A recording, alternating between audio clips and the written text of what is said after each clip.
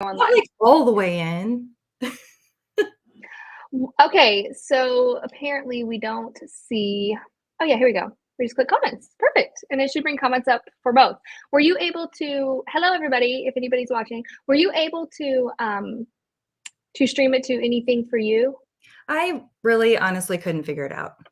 Okay, It's okay. It's okay. I put my like my page into the system, but when I got in here, I was like, I don't know what to do. I didn't feel like I had time to kind of fiddle with it. So it's all good. Fiddle wow. Yeah. So I know that I already just said this, but it just all hit for me. Yeah. It all the alcoholicness. Yes. What What are you drinking? Hello, Rhonda. Hi, Hello, Haley. guys. You guys look beautiful too. Even though we can't see you, we just know you are. We can feel it. Okay, what are you drinking? I am drinking, because I'm like such a wine snob these days. Are you? Yeah. Oh, yeah. Okay, that's awesome. Well, okay, there's something that happens. Like, I think I'm like 10 years older than you. So there's this thing that happens when you get older, like when you're like 40. There's something that happens at 40. And if anybody in the comments knows this thing that happens at 40, you can't drink the same. So I have to drink really clean wine or I die. So I drink Dry Farms wine and it's super expensive and it's so good and it's really clean. And okay, so explain to me what clean wine is, because apparently I'm just a dirty wine drinker. You're drinking that dirty wine, Brittany. We need to talk about this. You need to get your life together. Oh, fuck, here we go.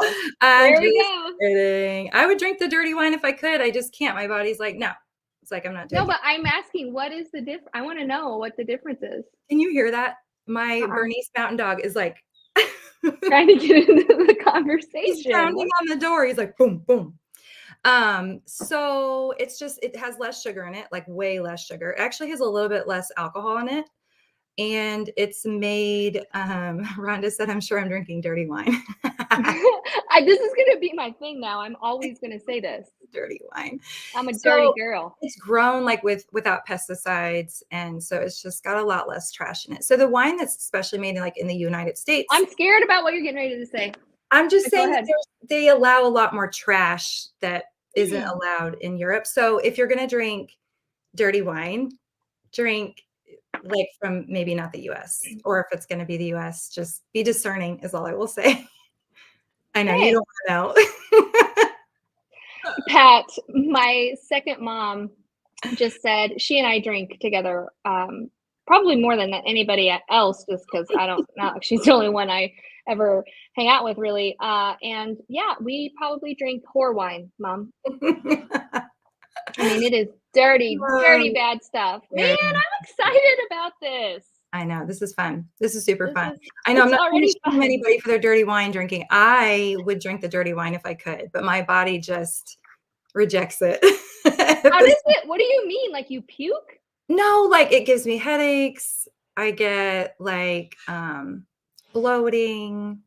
Okay, so I feel just not good. I get worse hangovers. Actually, let's just call it what it is. It's a worse hangover. Okay. Way worse. Yeah. So Cindy Watts wants to know what kind you drink.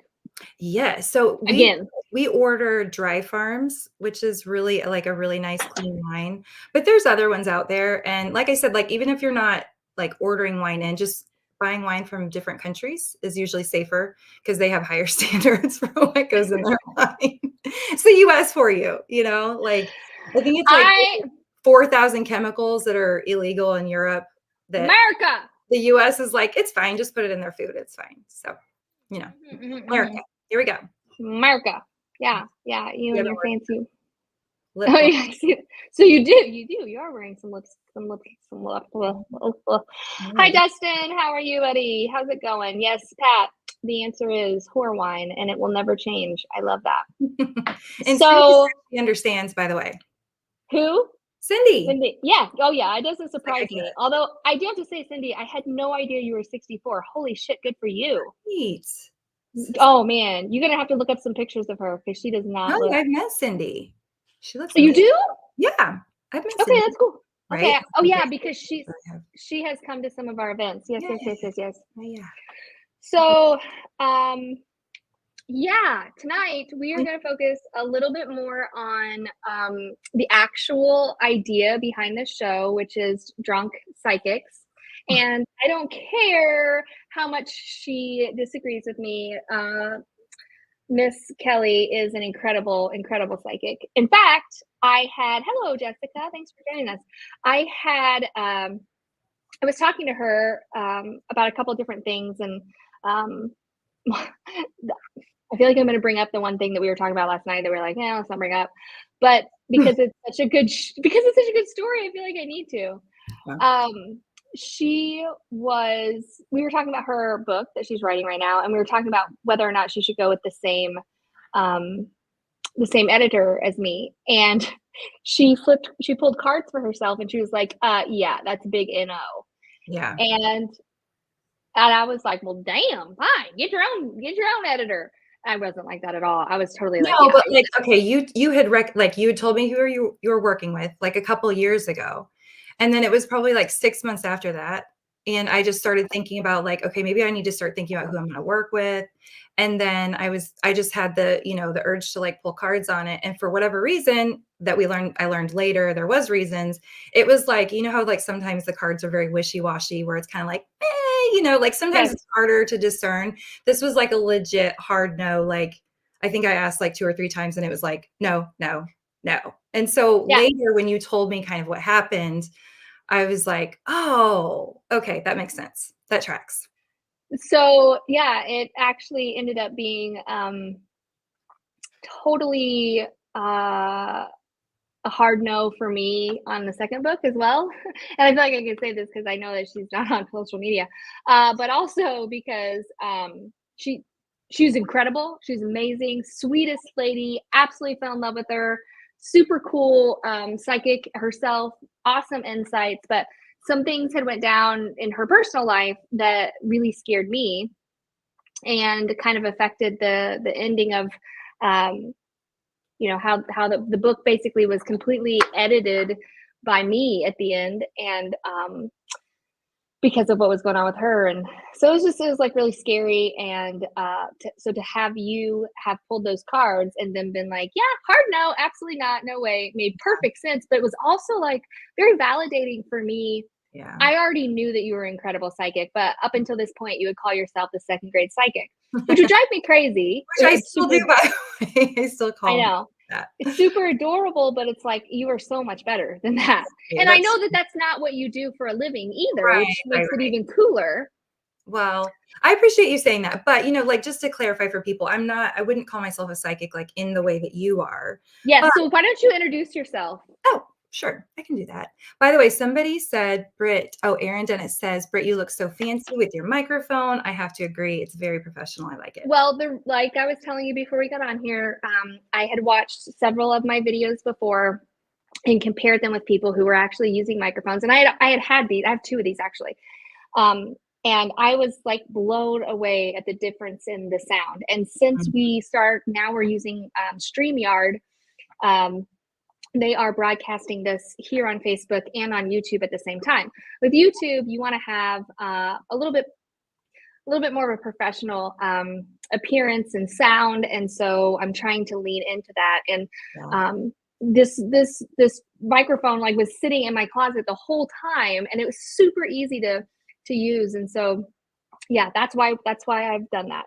So, and then StreamYard makes us feel even more professional. Yeah. So it is so easy. I love it. It does sound good, and it makes me want to get a stand for mine, so it's not just. Well, I do have another one in here that I'm probably not. I don't know if I'm going to use. So you're more than welcome to it. But yes, please introduce yourself. So my name is Kelly Howe, and I am a former RN, now turned EFT coach and intuitive, and what else a podcast host, and one of Brittany's like besties from afar that we get together, and it's like nothing changes, but unfortunately it was too. We don't live next door to each other, unfortunately, but yeah. One day we're going to get a castle together, right? Yeah. Mm-hmm. Do you remember this conversation? Yeah, we're going to have a compound, like you, me, and Shani, and yeah, and we're just gonna, I don't know that we'll necessarily be sister wives, but I'm super down to just have this castle.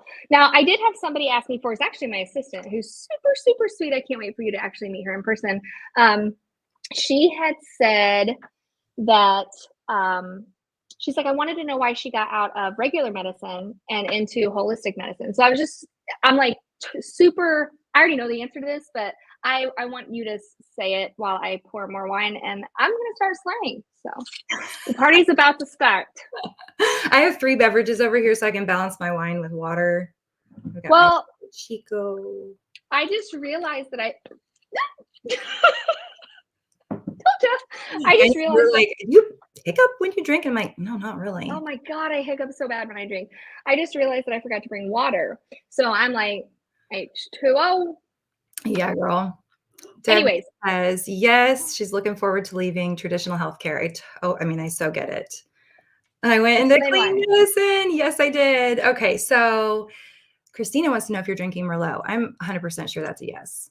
My all-time favorite Yeah. Merlot is $3, and it's like the hull of wine. Apparently, it's super dirty. Dirty. All kinds of wine TDs. Oh, thank you, Alicia. She said I'm an incredible intuitive. I mean, I've got it. It's just, it is different. Like, I don't do it in the same way that Brittany does. I am really good with like, I think I'm a good card reader. You know, I You think are. I'm Oh my good God. with, Yes. I think I'm good with like helping people discern direction if they are making decisions and tapping into like different timelines and being like where the energy is aligned with different, different decisions. So, um, yeah, yeah. And I mean, I find that like in moments when I just need that like tap on the shoulder for myself or a client, they work very well for me. So, um, So we know that you're a badass intuitive, but again, I want to hear why you left traditional medicine and went to so what I will say is homeopathic. that it kind of like it all happened sort of over time. And I knew that I was really unhappy working as a nurse. I was working as a night nurse. I had 3 babies in 5 years. Um, Damn, I know, right? Pump those kids out pretty quickly. that dirty wine. And I was drinking the dirty wine then. Whoo. Yeah, my body didn't like it. And that's actually true. Like, and that is reality, is that like I was probably not taking care of my body in the way that it deserved. And um I started having a lot of anxiety. And at the time, I really wasn't in touch with the fact that it was anxiety. I was still very like Western thinking. I've always been open to other things, but I was way more like medicine. I would say now that I'm out of it that I was indoctrinated. That's just kind of what happens, when you go to school and you get in the system. And I don't mean that in a bad way as much as it's like it just is real. It just happens. Yep. But I started having my own issues with my health, and I was really unaware of like the fact that I was super stressed out, but I thought there was something wrong with my body. I was like, I have this like terrible IBS, and um, I was like nauseous all the time and shaky and tired and just was not really thriving. And I kept telling my doctors about it, and they were like, "Oh, you just had 3 babies, you're a night shift nurse." Sort of like suck it up and deal with it a little bit, Right. And I got really tired of that. And there was something inside of me that said, like, you haven't always been this way, and you can get better. And so I really believe it was like one of those God moments where I had one of those surrender moments where I like was crying and was like, I'm miserable. My hands would like my body would tremble on the way to work. And of course, eventually I realized I'm like, I am so stressed. Now I understand that I am intuitive. I am an empath. I really wasn't in touch with that at all. So I had like literally no energetic boundaries. I had done no healing work at all. So everything that was happening like in the hospital, I mean, there's traumatic moments that happen all the time for healthcare workers. So it was like compounding trauma from working in those situations. And then on top of that, I hadn't really done anything with the trauma from my childhood. And I was that person that was like, sure, I'll do that. I'll do that. I'll take that. So in the hospital, that didn't work very well because I Right. was stressing myself out. So I'm going to make a very long story short, but I burned myself out to the point where I wouldn't have survived working as a nurse. And then I found tapping, which is the technique that I specialize in now. And I felt a change so fast that it was like something inside of me woke up where it was like, oh my gosh, I have to know more about this. Of course, I was like super skeptical at first, and convince myself it was just the placebo effect and, all the things. But like the deeper I dug into it and the more I did it, it was undeniable how fast I could feel things shift. And like I could literally feel the stress like melt away from my body. And in combination with this, I've had hypothyroidism since I was 20 something, and probably sooner. It just wasn't diagnosed. And I don't tolerate medicine well. I have finally, over the last like 2.5 years, figured out a regimen where I can take medicine and do well with it. But it took, 18 years of, fucking around with it. Right. Finally figured out how Yay! to do that. And for anybody that has hypothyroidism, if this is you, the only thing that worked for me was splitting my dose into two and taking it in the morning and at bedtime. And no doctor told me to do that. An intuitive told me to do that. And Oh, really? yeah, she did. She was like, this is what you need to do. And it did eventually. I've worked up some tolerance to it and all that. But on my healing journey for both of those things, I just started uncovering the discrepancies between the way that our body heals internally and what we're kind of taught to like outsource the power to, I would say, Western medicine. And I'm not somebody who's like anti-Western medicine. It's just that I sort of woke up and could see a different side of it as more of like a business model. And I realized that we are like lifelong customers when we're in the Ooh, system. I love this analogy. Yeah. I mean, we really are. If you think about it, the pharmaceutical It's not even an analogy. That's true. and yeah, I mean, it's like we go into a system, it's sick care. A lot of people call it sick care. So you go in there. I absolutely, if you're in a car accident, if you have a heart attack, like you need surgery, there's things like that where Western medicine is where it's at, but they don't do as well with chronic illness. Yeah. And I would even say like mental health. For me, I knew that there was something else that I could do. And Michelle said, "Are you my sister Kelly?" You were telling my story. Yeah, I think there's so many of us nurses. So I just, it was that journey of like, I think so many people can relate to going on their own healthcare journey because they feel like they're not being taken care of. Yeah, you do. You have to be your own advocate Love them 100%. dearly, and we're doing the best that they could. It was like time for me to take the reins. And once I sort of stepped out of the matrix, I couldn't go back. I was like, whoa, this is crazy. I And love that you just said that. yeah. So, Rochelle, I don't mean to interrupt you, and I'm always saying her name wrong. But anyways, Rochelle wants to know what tapping is. So, could you like put that in a nutshell for us before we get real party? So you literally tap on your body. It's a whole system. You can look up EFT tapping, emotional freedom technique. It is a fabulous stress relief tool. It is an emotional regulation tool, stress relief. And when you do it the right way, it is a trauma healing tool, honestly, like no other. It's so powerful. You have to know what you're doing and you have to be safe with it. And you have to, depending on what it is, work with somebody. But the reason I fell in love with that technique, honestly, was because it worked so fast for me. And I think intuitives, I think people that are so sensitive and like in touch with their body usually feel it working pretty quickly. And they're relieved because they're like, I have all this emotional stuff. Some of it's mine, some of it's not mine. Like, what can I do with it? And what was the other thing I was going to say? There's two big things, but it helps us kind of with day-to-day stress. And it also can be a way to let go of the baggage from our past, and it is incredibly powerful. It looks kind of weird in the beginning. So get ready. Literally tap all over your face and all over your body. But yeah. It looks super weird in the beginning. And my favorite thing is that we are able to use curse words. Yeah, it's my favorite. But and it seems almost counterproductive because when we did our first session, I was like, wait a minute, what? I'm trying to get rid of this and you're wanting me to tap into this. This doesn't make any sense. But my book, shameless plug, talks a little bit about my experience with tapping because of you and the wounds that it was able to heal. And it is like just incredible the things that it can do. But more importantly, and I know this is going to sound crazy, I don't have, and I know it doesn't work this way for everybody, but I don't have a whole lot of patience when it comes to healing. So, Western medicine is like my favorite. I'm like, give me the pill. I don't have time for this. But when I worked with you, the very few sessions that we actually did, and I will say that I continued I had such an incredible experience that I continued to do it on my own. And Yeah, it's a so self-help technique, you know, people work 100%. but it's like it is that's why I fell in love with it. You can do it But yourself. it basically led to me being able to shed 80 pounds in Yeah. 4 months Mhm. because I was able to identify the whole reason why I had put that weight on to begin with. So Yeah. there, the amount of healing that comes from that can come out of this is just it's mind blowing. And yeah, if you haven't heard of it, you definitely have to check it out. Is there anything? And I am only asking you to say this right now. Usually, this is something we say at the end, but I am already so tipsy that I'm going to forget to ask you to say how can we get a hold of you, Yeah. and more importantly,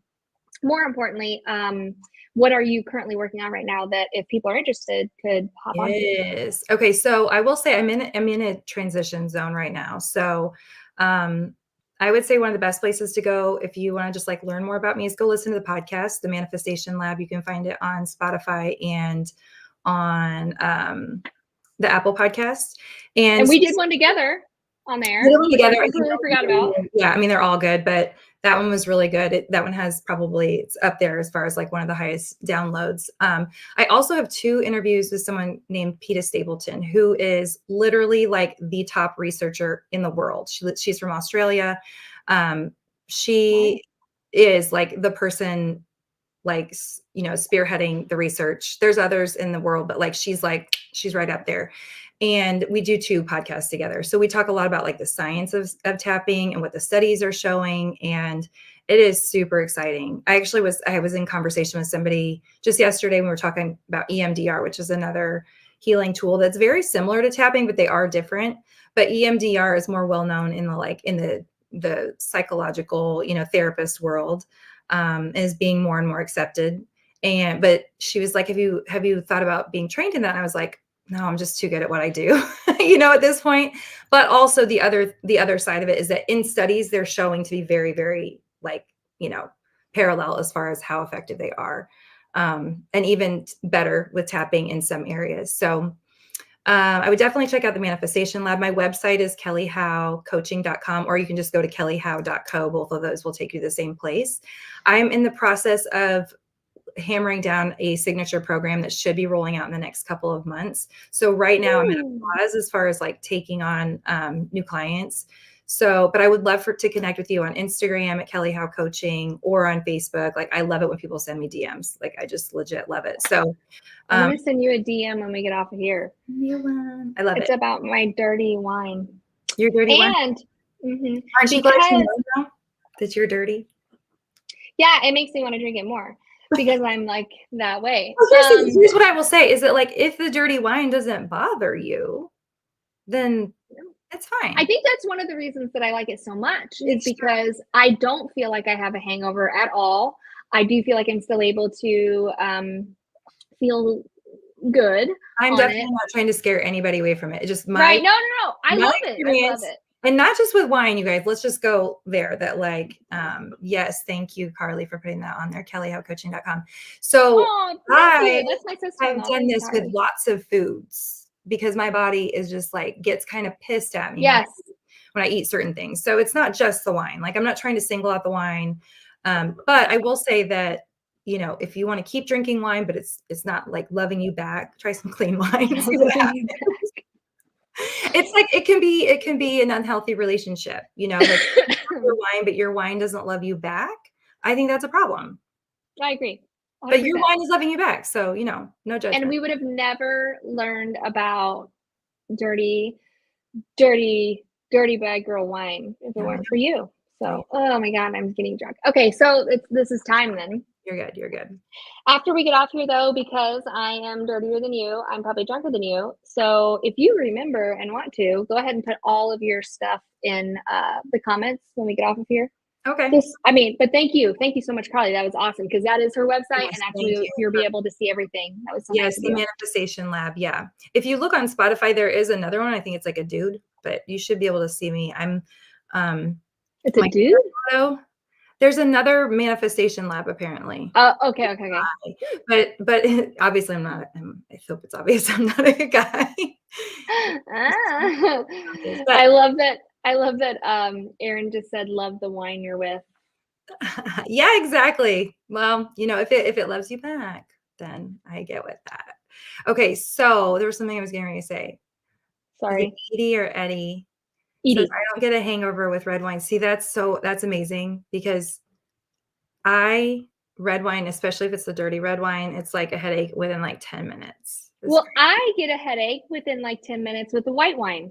Yeah, see, and I mean, okay, so here's the deal. When I was younger, I really truly believed that like there was like one set diet that if we all just did the same thing, we could all be healthy. And I am at this point where I'm like, Not true. not true. Like, just Mhm. find what works for you. Mhm. And the dirty wine doesn't work for me. But hey, in a pinch, I will still get down with some dirty wine. I just want to drive right now to Columbia, Missouri and bring you dirty wine and just Okay. I would drink it if you were here with me. Get in the car. Not that far. Don't say that. Okay, Mm.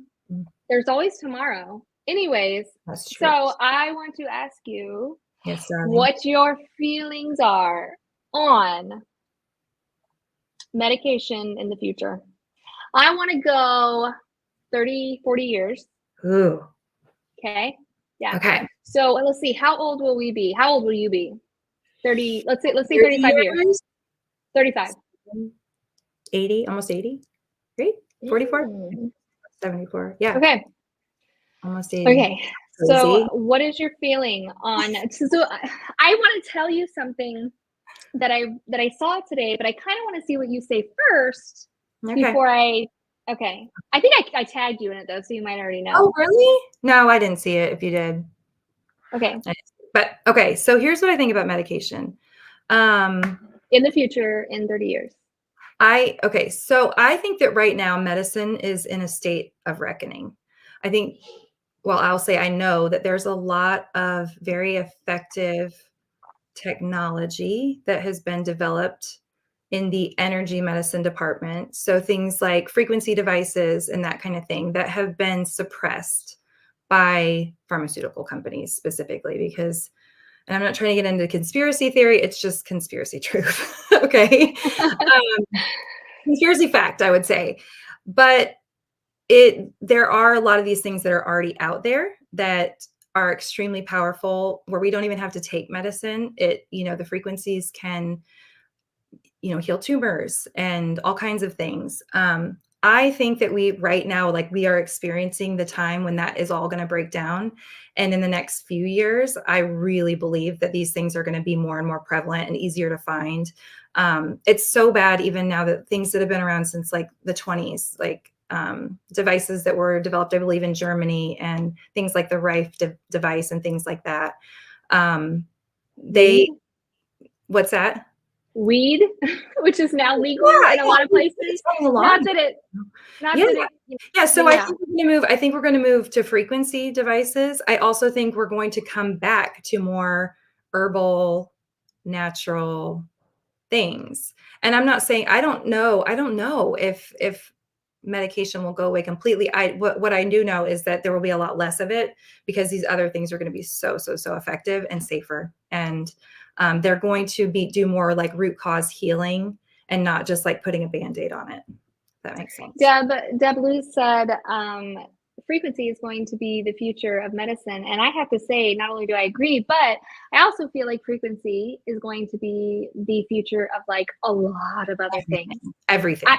Yes, I would venture so far to say absolutely everything. Yeah. And people are like, okay, so what is frequency? Well, let's break that down for you. I would compare that to tuning into the right radio station. You get in your car and you're like, I want to listen to some metal. Turn it to, 105.9 or whatever station it is in your area that you can hear that and you're able to listen to it. And it's really that fucking simple, but it's just in your mind. Yeah. Would you agree? Yeah. I mean, I just think that there's different, we can tune ourselves to those frequencies. Although let's be real, we are all dealing with these, like this density that we call a body. Hi, Bubba. It's my dog trying to bust in again. He's like, let me in. We all have these dense bodies that we're not only dealing with our own lower frequencies, we're dealing with ancestral trauma. We're dealing with past life trauma. Like there's all these different things that we are actually working with. And so sometimes it's not so easy to just be like, zing, I'm just going to change my frequency, you know? Yes, yes. No, I agree. I Yeah. agree. There's Yeah. a lot of emotional wounds that we have to heal, which is where something like tapping would come in It's to play. possible. No, I don't want to say it's not possible. It's just that I like to always honor like that there's all these other things we're working with too. I agree 100%. Yeah, no, I do. I agree. But then, we also go back to manifestation, which is like one of my niches. And I'm like, if you can align yourself with the frequency in which you feel and you want to be at, then you can pretty much get whatever you want. But Right. so what I wanted to bring up to you and kind of get your feel on, and I will be completely honest with you, I have absolutely no idea. I have no say. I don't know anything. I have no education in this area, other than I do have a few friends who have done and used them and have had incredible experiences. But they're basically saying, the thing that I tagged you in today was that shrooms and microdoses will be basically the heal all of the future. And so, do you know anything about that? Like, can you? Yeah. Yeah. I mean, I'm definitely not an expert on that, but I have done a lot of reading on it. And I do believe that somebody mentioned the fungi, right? Like the mushrooms are incredibly powerful. And Have you? Can I ask? Are you yeah. gonna? Okay. So my experience is I have microdosed before. So What? yeah. So Okay. if you microdose, the idea behind a true microdose is that it's subperceptual. So you don't like notice anything. There's no hallucinations. There's no Okay. don't really feel anything. So I have microdosed before, not like consistently. I deal with sort of like a seasonal depression, I would say around February. And so, Ooh, I do too. yeah. And it's like, it's just one of those times a year, even for the last 2 or 3 years, I go into it kind of knowing like, this is what I'm dealing with. This year I went in, I was like, nope, I'm going to shift the energy around this. It's going to be totally different. It still ended up being the same. Yeah. It's just a tough time of year for me. So I have been experiencing or experimenting with all kinds of things. So I have tried microdosing. I have to be honest, it's not for me. It makes me Okay. kind of tired. Makes me kind of tired. I also totally believe that cannabis is a very powerful tool for people that deal with anxiety and things like PTSD. I also don't love cannabis. I think that with my specific chemistry, like I can be a huge advocate for it, but it's not like my thing. You know what I mean? But here's what I will say as far as medicinal mushrooms that I have had a lot of luck with, and that is the non-psychedelics. But like I said, I'm a huge fan. I do believe that like guided mushroom journeys are the future for mental health. I really think it helps us tap into our higher self, into like all kinds of things that we probably don't even understand. And I think specifically if you're working with somebody who knows how to help you integrate the information that's coming in, it can be incredibly powerful and people can heal things very, very quickly. But it doesn't work for everybody. Also, from what I understand, it's like not like a end all be all for everyone. It's kind of like anytime we get excited about that one thing that's going to heal everybody, it's like there's always going to be the outliers that work with something else. Like a lot of people love cannabis. I don't love it. It's just not my thing. But the thing that I will say is like the non-psychedelic mushrooms that you can get, things like lion's mane, turkey tail, cordyceps. I've been taking a lot of cordyceps, What and are these? Are these vitamins? these are mushrooms. They're mushrooms, so you Okay. can get them in tinctures, you can get them in powders or capsules. You obviously want to make sure you get very high quality, because people, unfortunately, I'm telling you, hey, listen. I like it dirty. You don't like the mushrooms dirty, I'm telling you. Because if I you're heard gonna that. spend the money on them, you want them to work. And so you wanna make sure you're buying from a reputable company that's not I like agree. cutting it with something to fill the pill, you know what I mean? Yeah. There's a place here in town that I absolutely love. I did a podcast episode with the owner, Evan, and, did I just say his name wrong? Ethan. Evan, Ethan. Ethan, It's Ethan. Ian, There's Ellen. there's like a thing in my brain. I always I do that every time I mention his name. I'm like, Evan, Ethan. He's the owner of MindRight downtown. And he has really high quality mushrooms there, tinctures and powders and all that. So with my hypothyroidism, I struggle with fatigue a lot. And the cordyceps are amazing for like energy in the morning, like a non-jittery, just nice, clean energy. especially like before a workout or something, but it doesn't make you like, it Where can. do you get them? Is So it at his place? I get mine from Yeah. Mindray. You can't order them online, but there's tons Oh, of companies. Yeah, there's tons of other I did companies. not. I didn't know you couldn't order them online. That's interesting. No, you can. You can order them from him online. Oh, okay. I thought you said you couldn't order. Okay, okay, okay. So Awesome. definitely Yeah. mushrooms, herbal stuff. I just think more and more bringing the frequency stuff in. And then also I think the mushrooms are doing what the frequencies are too. I think it's like truly healing and not just putting a band-aid on certain things. And I just want people to know, like, no judgment, because like I said, I take my thyroid medicine twice a day. And Right. as a spiritual person on a root cause healing journey, doing all the things, I can say, I can attest to like that inner battle of like, but I can heal this and I can manifest this. And I'm trying to do that. And I did it for years. And then, it just Right. kept doing more. So it's like, I believe that. And I know that that's true. And sometimes we also have to call it and be like, I need help. Like, I got to the I point where know. it was like, please fucking help me. I'm don't. so tired, Yeah, no, I totally agree. My spin on this is, I mean, my opinion intuitively, future medicine is that this is going to be mushrooms in general, but not just mushrooms. I mean, there are going to be so many other things, cannabis included, Mhm. that are going to be included in and seen as a natural way of healing. But for for some reason, I always, and I bet you can agree with me, I always go back to emotional wounds being the root cause of 90%, maybe 80, maybe I'm a little high in there. I don't know. Maybe you want to change the percentages there, of what we experience physically. So what we're experiencing, basically what I'm saying is what we're experiencing emotionally is going to come out physically. And there's this really great book. I'm actually holding it in my hand. It's called The Secret Language of the Body. And it is really awesome in that you can go in and look at what your ailment is and see what emotional, I think that what your emotional connection might be, what the wound might be, and how to basically heal it. Oh, I love that. And yeah, it's by Ina Segal. I'm probably saying her name wrong. Maybe it's Ina. I don't know, but she is a medical doctor. She's an MD, I love and I know I love that even more. Anytime Mhm. there's letters behind the author's name, and we're talking about holistic medicine, I'm like, ooh, I'm on board. Yeah. But I I have found I have so many, like, these are the pink things are all the different physical issues that I have. I didn't even plan on bringing that up. I just looked over and there it was. Yeah. But they're all the physical issues that I experience and have been able to um, relate in a very profound way Mm. to what it's saying. Like, oh my gosh, that makes sense. I can literally go back to a point in time where I experienced that, or I'm still experiencing that mentally, where it affected me emotionally, and now it's affecting me physically because I have not dealt with it. And that's again where I think EFT would So cool. help incredibly. But yeah, I think that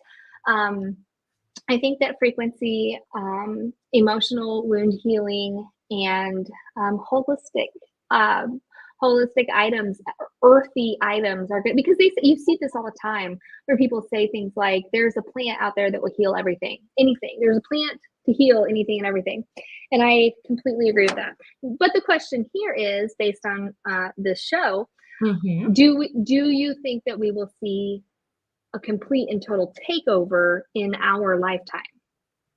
Ooh, that's a good question. I don't. I Something think that inside me says no. Yeah. on our way out, I think that our grandkids, 100%. I think Yeah. our Yeah. children even will be incredibly open to it. Our children will be the ones that are bringing this to the forefront. Yeah. So, but I think that our grandchildren will be who are experiencing this. Yes, I agree with that. I don't see our lifetime it being like completely done. But like I said, I mean, I think even just in the last 4 years, I see such a awakening to people going, "Okay, that thing I thought was gonna work and they promised me it was gonna work, it didn't do what it said it was gonna do." Like, whether that's something prescribed for mental health or, whatever. And again, like, I'm not against these things. I just think the reality is a lot of times people take things and they don't do what they're promised that they're gonna do, you know? Right. And so that kind of pisses me off. I No, feel like there's like a betrayal that happens when we put our trust in it and then it doesn't do what we think it will do. So or the opposite, it actually gives you side effects a worse issue sometimes. that are a worse issue and make Mhm. it like, okay, so we're healing this one issue by creating a completely different one. And that's what I feel like is going to be what takes down modern medicine Yeah. is the very fact that one thing that heals something is going to create a whole other issue. And so Yeah. yeah, I think, but getting back to the whole time situation, and that's what I want to focus this on is I think our grandchildren will experience this fully. Yeah. So that's, what, 20, 25 years, 20 years, something Yeah. like that. Probably not even that long. We're talking about our I think it's grandchildren being happening. I mean, adults. I really think that there's so much happening right now that Hmm. is even over the next 5 years, I think is going to be a huge difference. And it's exciting. I Yeah, think no, it is. And so it's super exciting. But it's also like, I, as a psychic medium, and I don't know, maybe you too, because I truly feel like you identify just as much as I do as a psychic. Um, I really feel like it's exciting for us. Like, hello, here we are.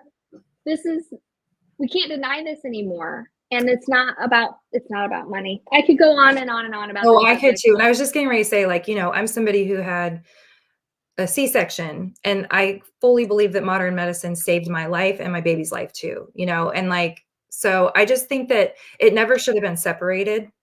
And Hmm. it was like an intentional separation that happened. Um, I want to say in like the 20s or 30s. And that is a very interesting story if you want to look into that. There's a documentary called Doctored where they really get into that. So Ooh. around like Okay, kind I'm making a note.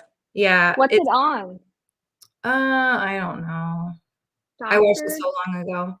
But there's a whole thing where like the Rockefellers um I don't see I'm not going to do this justice, but the Rockefellers actually like got into the schools and said like, "Hey, you can only call yourself an official, medicine, One? what am I trying to say? Like a school of medicine if you follow these rules." And it was like strictly pharmaceutical. And then there was an intentional takedown of like herbal medicine and anything that had to do with like holistic. And it was like intentional. It Okay, was I cannot wait to watch this. I am going to figure separation. out what this is. Never should have happened. And so what I see in the future is that coming back together and not being like one or the other, but like emerging again. God, I am. Another reason why I did this. Well, okay, so let me kind of explain it for those of you that are just jumping on, and especially for those who have never seen this event before. I'm doing this because I truly believe that although it is fun to get drunk, alcohol does completely quiet the ego, right? We can say there's medical science behind the fact that after we have a few drinks, we become 10 foot tall and bulletproof. And there's a Latin saying, in wine there's truth. And I really truly believe that. And I feel like a lot of us have an issue with um, stating what we feel might happen in the future because of our pride or for fear of being wrong. And Mhm. so in this segment, I feel like because we are a little toasty, or I'm real toasty because I drink horror wine, um, that It's we're not able because to, you drink the whore wine, it's the amount, Brittany. yeah, Don't we're like a bottle. So I had another bottle before this. So I feel like I take my own show too seriously. I'm gonna have to start making a requirement where you're like, I do not even get on unless you've had an entire bottle. oh, Um, I but think you would not invite me back. I I would can't do totally, that I would invite you anymore. back every day because you're I can't do that part of, anymore. you're my one of my soul sisters. So I would. Oh, okay, so let Um, me put it this way, if I had a bottle of wine, I wouldn't be able to do this very well. well, see, and it's so funny because one of our mutual friends, very good friends, Chantel, Mm. can drink like 4 bottles and be completely the Like same as like she was 5 minutes ago. yeah, no, totally. And so it's like you're the lightweight, I'm the middle, and she is the yeah. Doesn't fucking it's not even yeah. So it's so funny. I love it. I love Yeah. it. Anyways, um, I have a topic for you Okay. that is totally not medical related, but because you are involved quite heavily in this with your three beautiful boys, I wanted to bring it up. What do you think? Okay, this is something she's never heard. I mean, all of these are things she's never No, I've heard. never heard this. Should I text my husband and see if he'll bring me more wine? Yes, I think you actually should. I want to see Chris. I miss him. I Okay. haven't seen him Okay, forever. He's like a big brother.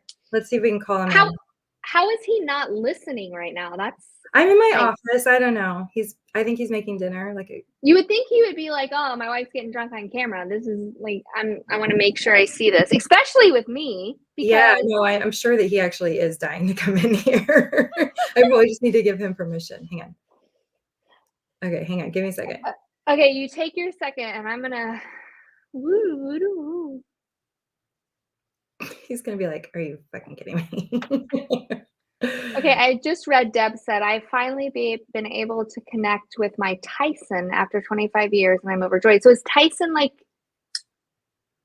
the vacuum or like the chicken? I'm not for Tyson? sure. What? Oh, is Tyson like a loved His one? name. Probably. Yeah, his Maybe. My name. son. Okay, yeah. Okay, Okay, I Emma love that. Brittany, what are you Oh, talking about, yes. sister? Yeah. Well, I'm thinking Tyson chicken I and the vacuum. I'm so sorry, Deb. That was inappropriate. the And Dyson vacuum and the Tyson chicken. Okay, Tyson. Well, that's clearly, yeah. Oh my God. It is amazing. incredible. And that is so Jesus. Oh, you're replying to someone else. Okay, that makes me feel better. That makes me feel a little bit better about my response. But I was a little confused. But gosh, Deb, I have to tell you, that makes me so happy. Yes. I know there's no worries because you're incredible and you're amazing and you fucking rock. Okay, so here is the thing. While we wait for handsome Chris to come through with the wine, I have a question for you. And maybe he would like to chime into this Is my mic okay, or do I need to lean forward? I can turn my thing up too. Am I You cutting? sound fine to me. Okay. Anybody else? Any other issues? If you have an issue hearing, I'm drunk. If you have an issue hearing Kelly, let us know. Okay, so here it is. And I'm interested to kind of see what somebody else thinks about this. What are you going to ask me? Why am I getting scared? What are you going to ask me? I just dropped my ear thing in the trash. Hold on. I got it. Yeah. This is how a drunk night should go. Okay. But I like this. Yeah, no, me too. No, do you though? Because I feel like we're on two different levels, but I'm always drunker than all three of us when we're together. I am always drunker, and it must be because I drink. It must be because I drink the whore wine. Okay, but again, let's think. If I was 10 years younger, this would probably be different. But there's this thing that happens. You and Chani are the same age. Body. That's true. I don't know. She's got a liver of steel. I don't know. Yeah, I know. I was going to say, but it has nothing to do with that. I wish she was on that. I would love for her. Okay, actually, here's actually a for real thing that I will say is that I feel like the more nervous system work I've done to like be more calm, just like in my baseline, I feel like before when I would drink, I could drink more because it like took more to get me down to that baseline. And now I hang out at like a lower level. And so it doesn't take that much to like make me sleepy and drowsy. Does that make sense? Like, because if I were to drink too much, I would just get tired and fall asleep. I would get like slurry and I'd be like, and I'll see y'all later. So yeah, I mean, I feel like maybe it's because I have ADHD that I don't get.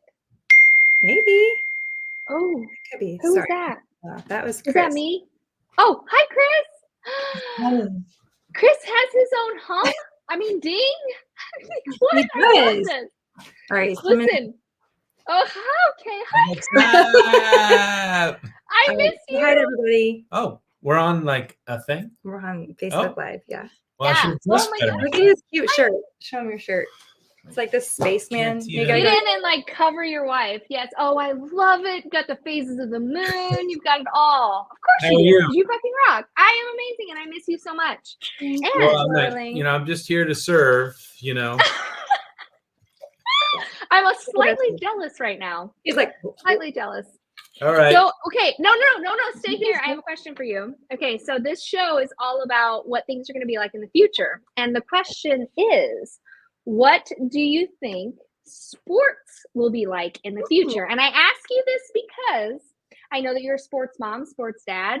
All three of your boys are like heavily involved, or at least two of them with sports. So my question is, do you think that at any point in time, and I want you to be completely honest, use your intuition here, do you think that there will become a time when A, we are doing sports virtually, or B, That's already happening. well, right?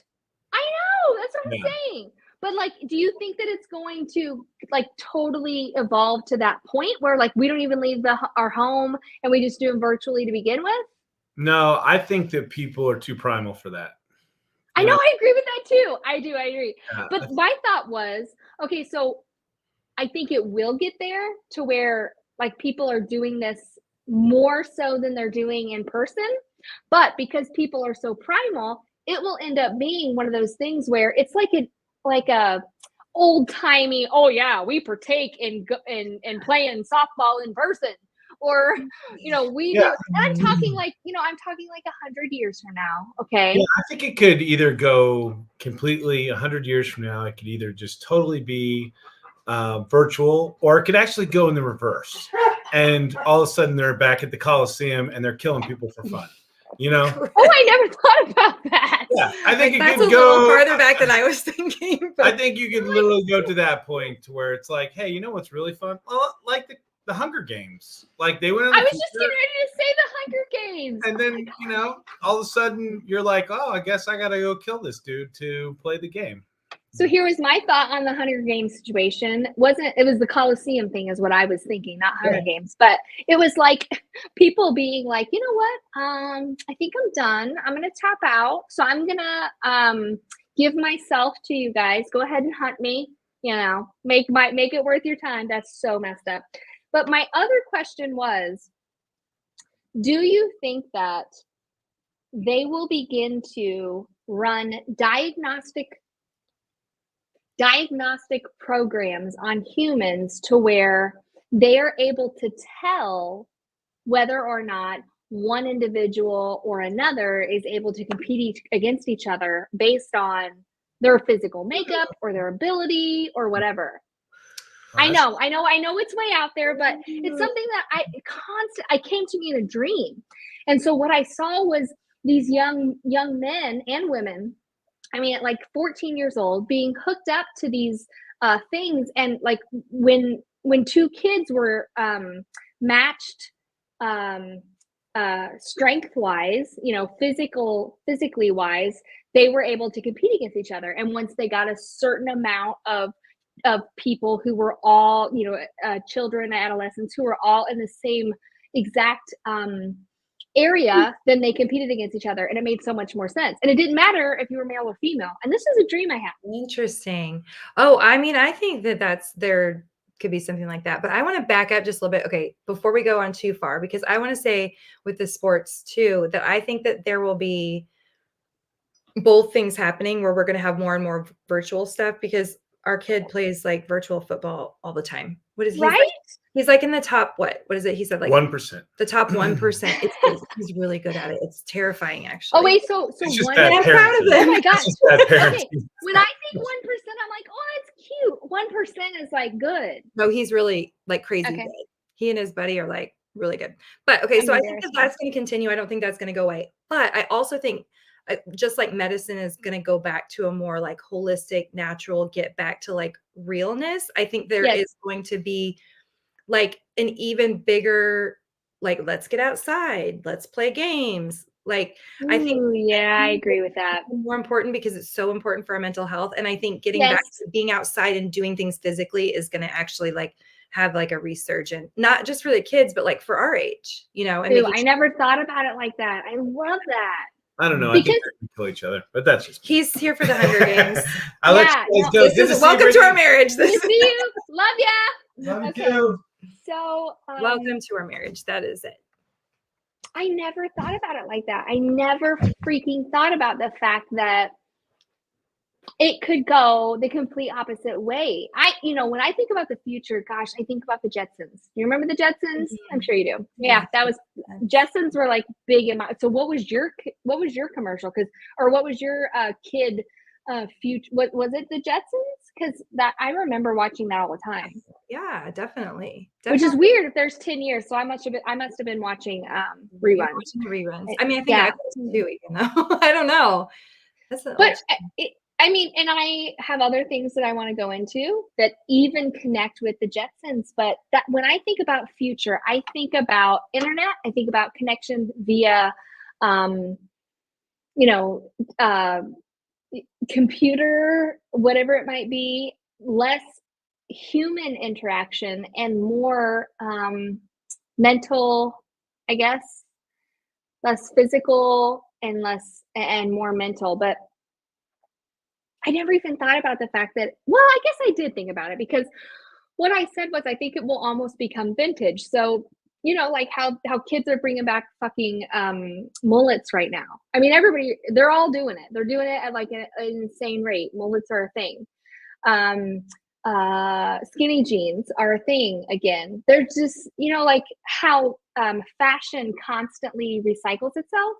I do feel like we will recycle ourselves in the, oh my gosh, where did you go? Okay. Anyways, I do feel like we will recycle ourselves in the Back to the Future, totally 100%. But I don't know where my girl went. Maybe her device died. Anyways, I'm gonna wait for her to hop back on, and while I wait for her to hop back on, I'm gonna make sure that I'm checking my phone. I know, right? She's such a badass. Let me message her real quick just to make sure that like a mass situation issue did not happen. Okay, it says it kicked me out because my internet went down. Oh gosh, I hate that. Okay, so what I'm probably gonna do is hop off of here and try to get her back on. Let me give me just, she said I'll join hotspot and try it again. Okay. Give me just a second because I enjoy this show and doing this so much with you guys that that I don't want to do it without her because she's awesome. Oh my god, there she is. Okay. I just literally said, I enjoy this so much that I don't want to do it without her. And then boom, you popped right on. Oh, I'm back. I'm back. I don't know what happened. My internet just dropped. Like all of a sudden, everything went black and my internet was out. That was crazy. I'm on a hotspot. But now, in the future, we won't have that problem. But what I was getting ready to say was, this is just like our friendship. Like we'll go a year without talking and then hop back on and be like, oh yeah, anyways. So really, I really truly feel like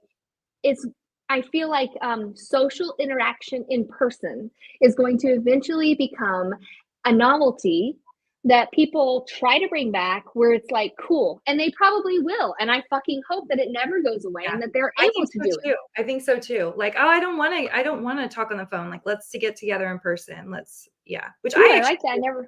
I feel that so much. That's part of the reason why I have a hard time connecting with friends like you that are hours away. No, because like I don't love talking on the phone. I will do it, but it's not my go-to. Last night our conversation, I could tell you were like, you're ready to get off. I was too, though. I wasn't. I was loving it.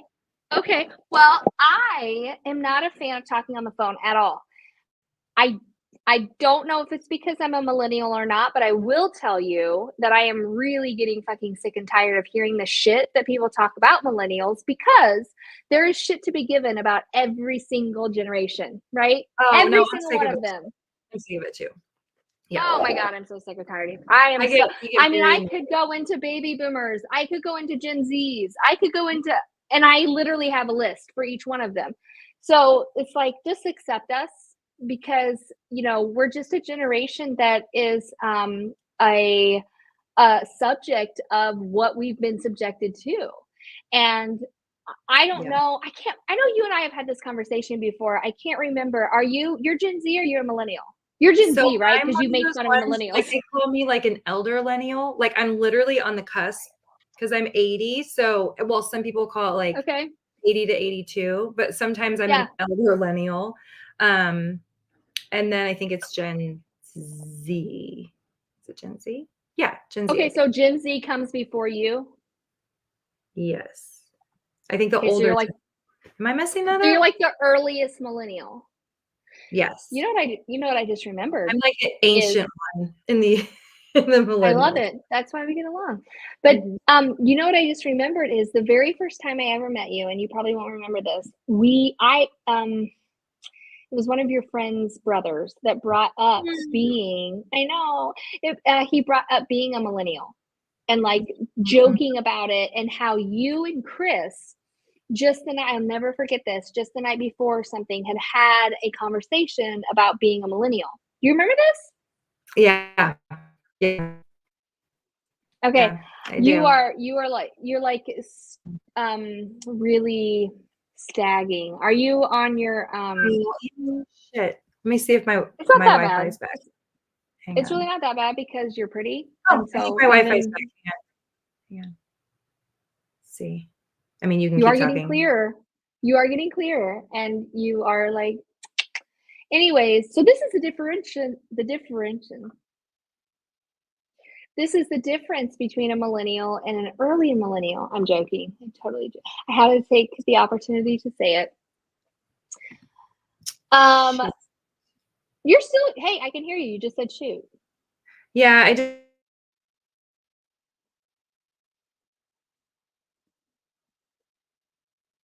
It's okay. I wonder if like people are experiencing me doing the same thing that you're doing. I don't know.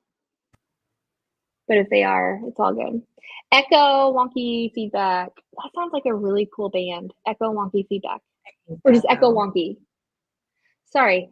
You're I talking hate and I am still talking because I didn't hear you. Oh, you're good. You're good. We're like back on normal. Yeah, no, we're good. But usually. anyways, so yeah, no, we're fine.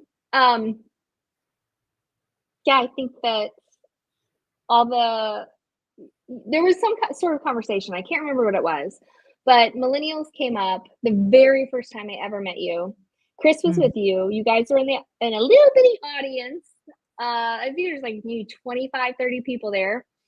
And that had come up. And now it's so funny that you and I are now discussing this. I feel like it's funny that we're now discussing It this. is. It totally is. It's It is. weird. Am I still So lagging? weird. I literally hate that No, when I'm live and like I can't hear somebody. So you're okay. not lagging. I Maybe know you're I up hate it against too. I hate Let's it. talk about that. Let's talk about that. Do you think that in the future that will not be a problem? I think it will not be a problem. I think I do that too because go ahead. no, I was just maybe you should talk about it. I just think technology is getting better so fast. I feel like already in comparison to what we were doing 5 years ago is mind-blowing how much more consistent. Like I never lose Wi-Fi anymore. I mean, unless there's something like well, there could be solar flares. There's a lot of solar activity going on right now, but Oh, it's not there affecting is. your side. So I would say it's probably my neighborhood. They're like, they just came to the door the other day and they're like, we have this like fiber optic, blah, blah, blah. And I'm like, I thought I was already paying for that. Um, Well, how do but you know that the solar flares that are affecting us right now aren't affecting your sign more than mine? it could be. No, it It's definitely totally possible. I'm serious. I know. could. Okay, so Deb wants to know where we met, and you know what? I usually try to do that. Still hiccuping in the beginning, but I forgot to bring it up. So why don't you tell them where we met or how? Or Mm, both, because you I were think it's just fun. talking about. Okay, Yeah, I I love know. this story.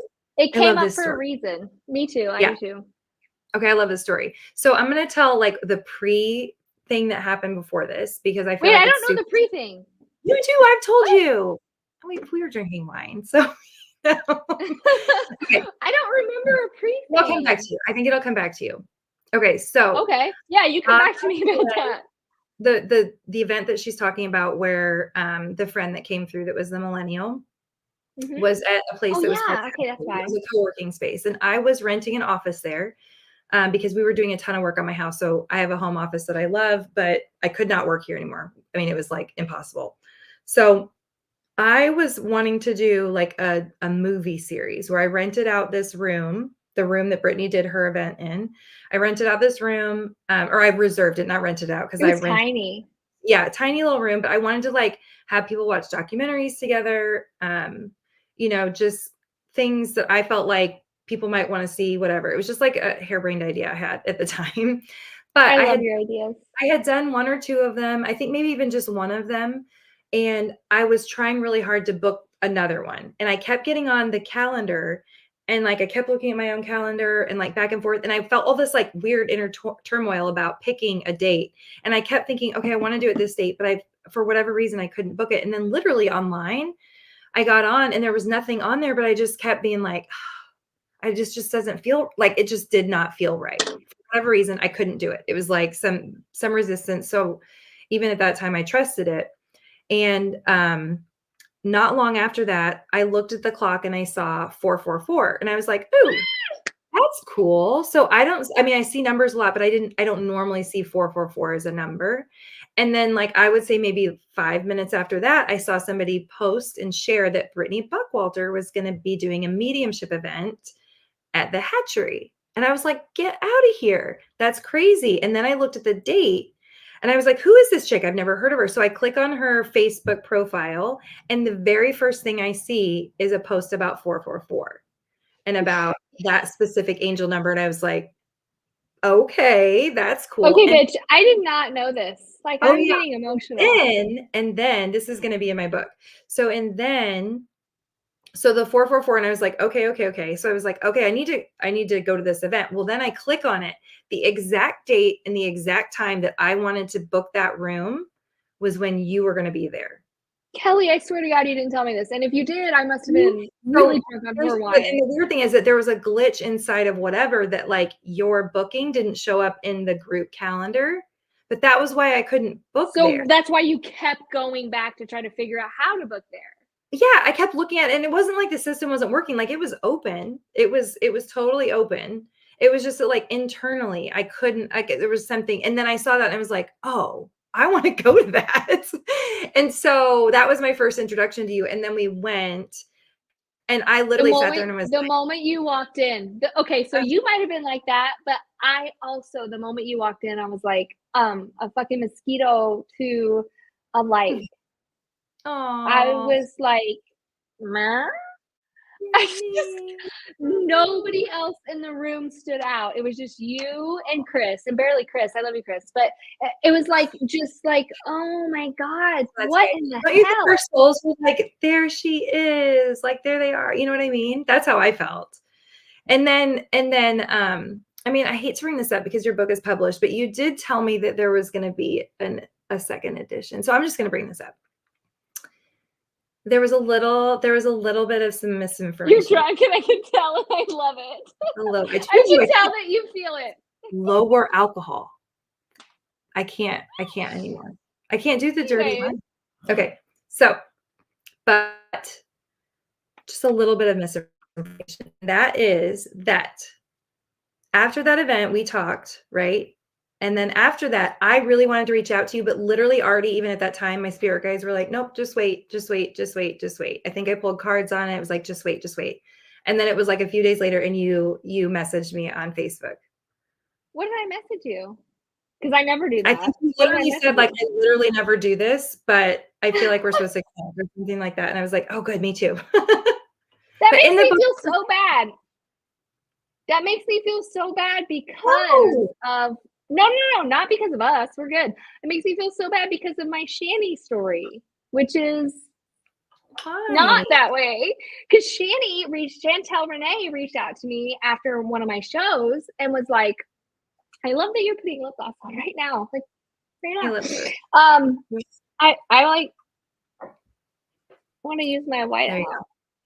So Chantel reaches out to me and she's like, hey, I came to your show and a friend of mine told me to come and I really didn't want to go because I have nobody to talk to. And also I don't know. She just wasn't interested in that type of thing.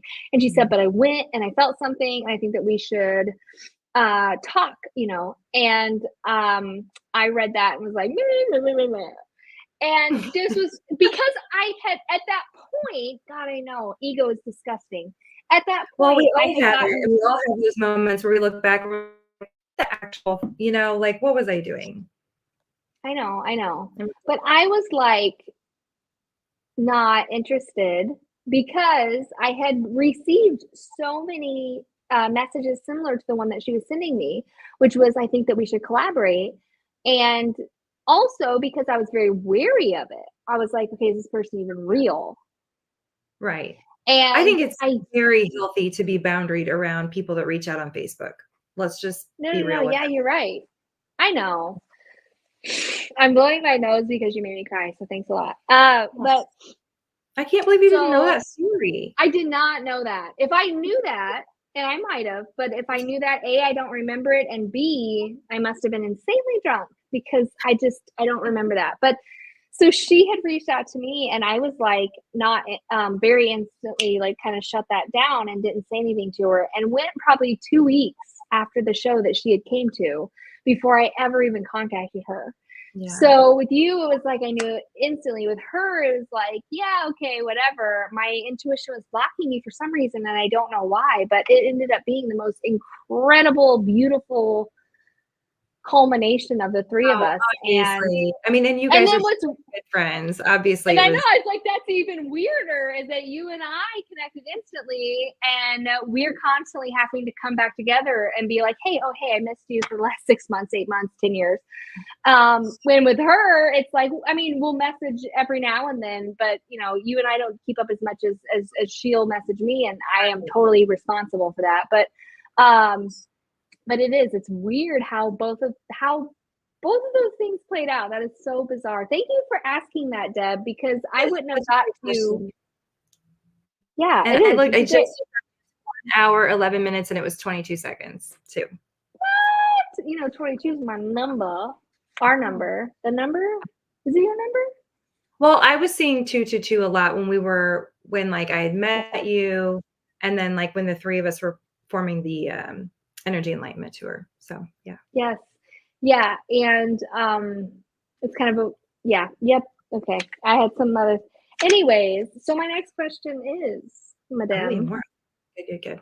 Oh, we totally and well, I mean, unless you're ready to go, 7:44. No, So so just so everybody knows, my it's been comments 1 hour. showing. My comments are not showing up. So I want to talk to you guys, but mine are not showing up because I'm on my hotspot. So Deb said the most recent one is where did y'all meet, which we just answered. So cool. She said, thanks for thinking that, Deb. We appreciate it. Ashley said, not all Mercury retrograde at its finest. I'm not for sure that means because we're not in Mercury retrograde, but we will be August 5th. So get ready for that. There's also a pre-shadow to Mercury retrograde and a foreshadow to Mercury retrograde. It's about 5 days. So August 1st technically is the first one.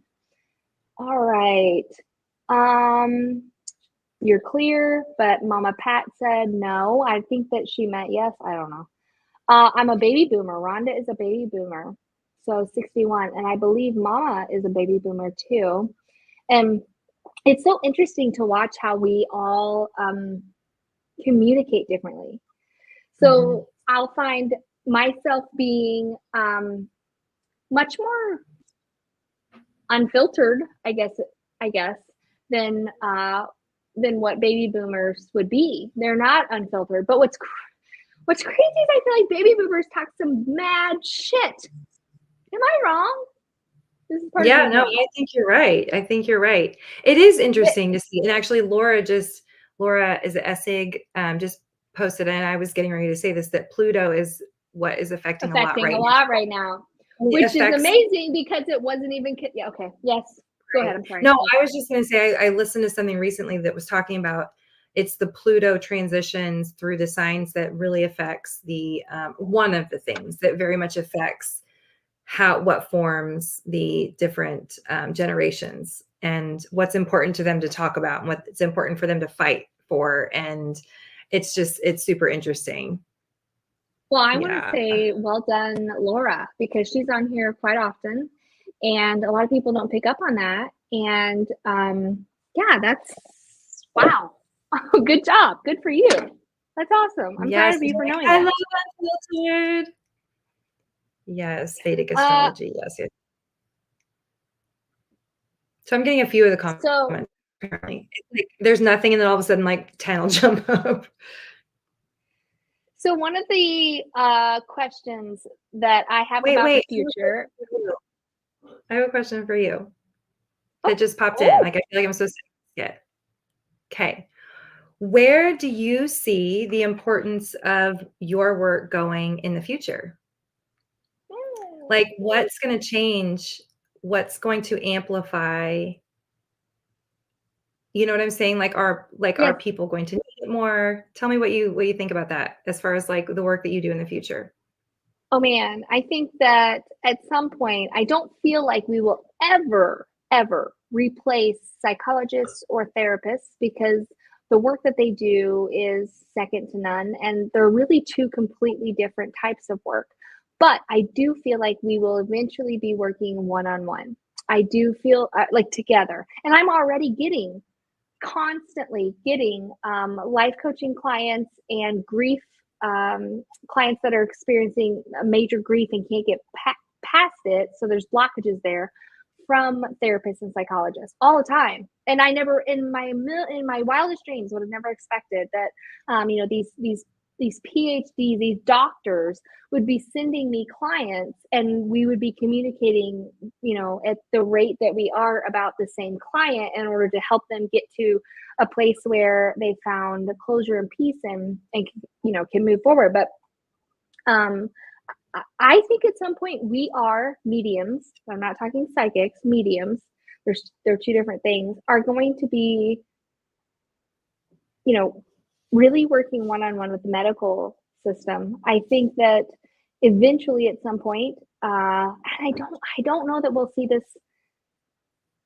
I say that I don't know that we'll see this in our time. I think that by the time that we see this, because time's important here, right? We're talking about future, our grandchildren. So probably your children at an older age and my grandchildren at a very early age, right? Like, I don't know how, because there's the decade between us almost. But I do feel like we are going to be experiencing situations where mediums are being recommended as, not necessarily just holistic, I think that medical mediums will be a thing, and like, oh my it's already a thing. I have it on that is something that talk about. Do you? Yes, Yeah. yes. And I don't consider myself. I'm gonna try my internet. Give me just a second. I'm gonna try my internet again. You're fine. I think that mediums are going to be used in grief counseling at a level that is much, much more involved than what we are now. I think that mediums are going to be used mentally and emotionally as far as healing goes, and people that cannot get past their physical passing and need to know that their spiritual, mental, emotional connection are still just as strong. I think that we're going to be used in that way. Now, talking about whether or not insurance is going to cover this, that's going to be a whole different story. But I still think we're going to see it, girl. I still think insurance even be a thing? Will insurance? What? Now I've got to check that off. We've talked about. I can't. Actually, I would love for you to tap in and like, is insurance going to be a thing in like 40 years, in 50 years? Oh. Yeah. No, I don't think it will be. I don't think so either. I don't know what's going to replace it. I don't know how this is going to shake down, but it just feels like I don't know what's going to replace it either. So if we go to countries like the UK, where it's, insurance isn't really a thing, and it sucks, right? Because healthcare there is really fucking hard. And I know that I have several UK followers, so chime in if you're on and you have. It is interesting to hear, right? Because like, I have a cousin that lives in the UK, and there's pluses and negatives to it, and she'll say like, it's great in this way and it's terrible in this way. Exactly. No, I agree 100%. Yeah, insurance, health insurance, even car insurance, house insurance, none of this I feel like is going to look the way that it looks now. They're telling me 20 years, but I feel like it's 30 to 40. They're saying 20. I keep getting 22. Like, I think I Okay. really think right now, even in 5 years, it's not going to look the same. But in Well, 20 years, it's going to be like on the other side of it. yeah, my guides say 20. My human side is like, I can't even wrap my head around the fact that it could be possible yeah, no, that just blows my mind.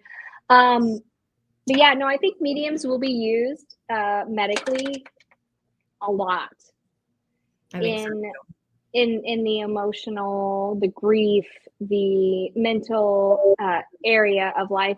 And I even think that intuitives, I hate using the word psychic, I hate it, but I think intuitives will be used exponentially. And they don't talk about a whole lot, and I am almost scared to bring it up, but Stargate. Did you ever hear about Stargate? Remind me. Stargate was the armies, the God, what is like the military. They ran a study on whether or not psychics could be used to find out information via remote viewing, intuition, whatever it might be. And they ended up actually ending the program. And I can't remember why they ended the program. But I do remember the fact that, and this is what sticks out to me the most, for some reason, to them, it was worth spending thousands, if not millions of dollars on researching. And so then I'm like, mic drop. That's enough to me. We didn't discontinue it because it wasn't working. The remote viewing was working. Yeah. I think they discontinued it because, somebody got into power that didn't want to continue to fund it. Maybe didn't believe in it or did whatever, but it was working. It was working. The people that were in that system, a lot of them have come out and talked about it. And yeah, really? Yeah. Is there a program or anything that I could watch on that? Because I'm super interested. But I'm also scared. Yeah. I'm so bad with like remembering names. I want to say that one of them was Russell Targ. I could be completely pulling that out of like a different memory bank. They do. There's actually there's a group of them, and I'm spacing on like where I got this information even. Isn't that horrible when you've like consumed so much and you're like, I don't even know where I learned this. It's part of being human. Hello, Dawn. Good to see you. Thanks for joining us. So yeah, I'm going to check that out when we get off of here because I am like so obsessed with it. I will tell you this. It was working. Yeah. They were training people. It was very successful. They were remote viewing. They were getting all kinds of fabulous information. So something I wanted to share with you was one of the first things that I learned, hello, Ruth, was that when I took my, what was it called? Forensic science mediumship class, forensic psychics, right, is what it's called. And I've taken several of them. Every single one of these classes, every freaking one of them, there's 3 of them that I've taken, and I've taken 2 twice, started out with, we do not discuss the military. We do not discuss our ability to work with the military. We don't discuss military issues. It was like, wow. Yes. And this is the first time I've talked about this live. So maybe this is me being drunk. And you're supposed to talk about it. I'm telling you, it was scary. Kelly, it was like, they were like, so we don't discuss it. If you have a feeling about it, if you foresee anything while we're in here, you don't bring it up in this class, and we don't talk about it. And then it was followed up by, this is how you get killed. Oh my gosh, Brittany. No lie. True story, honest to God. So like if you know too much. Yes. Is that what you're saying? Yeah. Yes, 100%. Yeah, this is how we take you out. And so, God, just even discussing it gives me goosebumps and scares the shit out of me. But I will say right now, I know absolutely nothing. Anybody listening, military people? I truly don't. I don't know anything about what you're working on. I have no interest, and I'm way too busy to even consider it. But I will say that it scared the bejesus out of me. And it was one of the reasons why I kind of shut looking into any of that down. 100%. Yeah, sounds like that was very intentional on their part. That's terrifying. But I think it was to keep us safe, and I appreciate it. Yeah, definitely. Wow. But then we go to Matt Finley and I driving to one of my last events. I think it was my last live event. And I was all the way to an event. If I'm not driving, even if I am driving, I will channel spirit and I'll write down everything that I'm feeling, seeing, and hearing so that I can use it when I get there. And one of the things that I saw, which scared me the most, was former President Trump getting shot. And I remember looking at him and saying, there's going to be an attempted suicide on former President Trump. It's going to glaze his ear. He's not going to die. Wow. And then I said a few more things that I'm not going to share. And so far, all of that has come true. So Wow. I can see why they would be like, okay, we got to take out psychics that know anything. You know what I mean? Yes, absolutely. Absolutely. And that's okay. First of all, let's just that's amazing. That is so cool that you picked up on that. Girl, I even told him, and I said he fist pumps like a white supremacist after this happened. Oh, okay. So that was weird for me too, because Did you think that? Well, okay. I was like, whoa, like he just had an attempt on his life and he stood up and I felt like it was very powerful, but I also did have that feeling of ooh, something feels a little bit sticky. Mm-hmm. Yeah. God, I hope we're not killing ourselves by talking about this. No, but yeah, no, I 100% was like, this is going to happen.